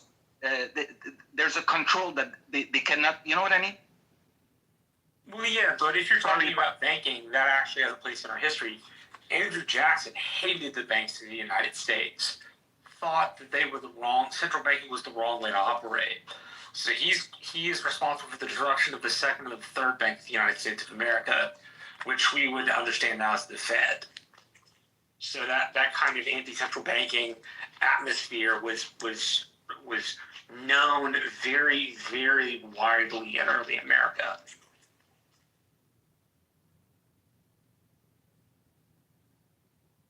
Can you expand, please? People in America who read newspapers that centered to the Democratic Republicans, the party started by Jefferson. The papers slanted toward a distrust of central banking because they thought it gave the central bank control over some of the policy levers inside of the government. And I think maybe if the founders could come back, maybe they would say something like that about the Fed, but central banking, unfortunately, is not my strong suit. So I can tell you that some of the founders opposed.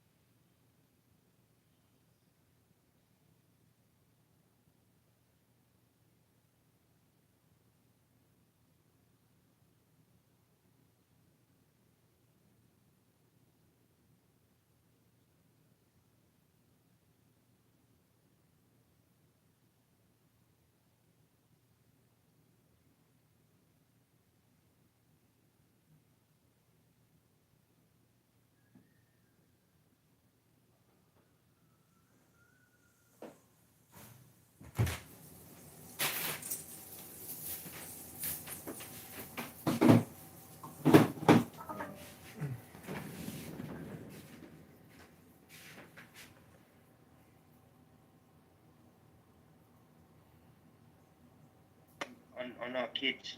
Without a shadow.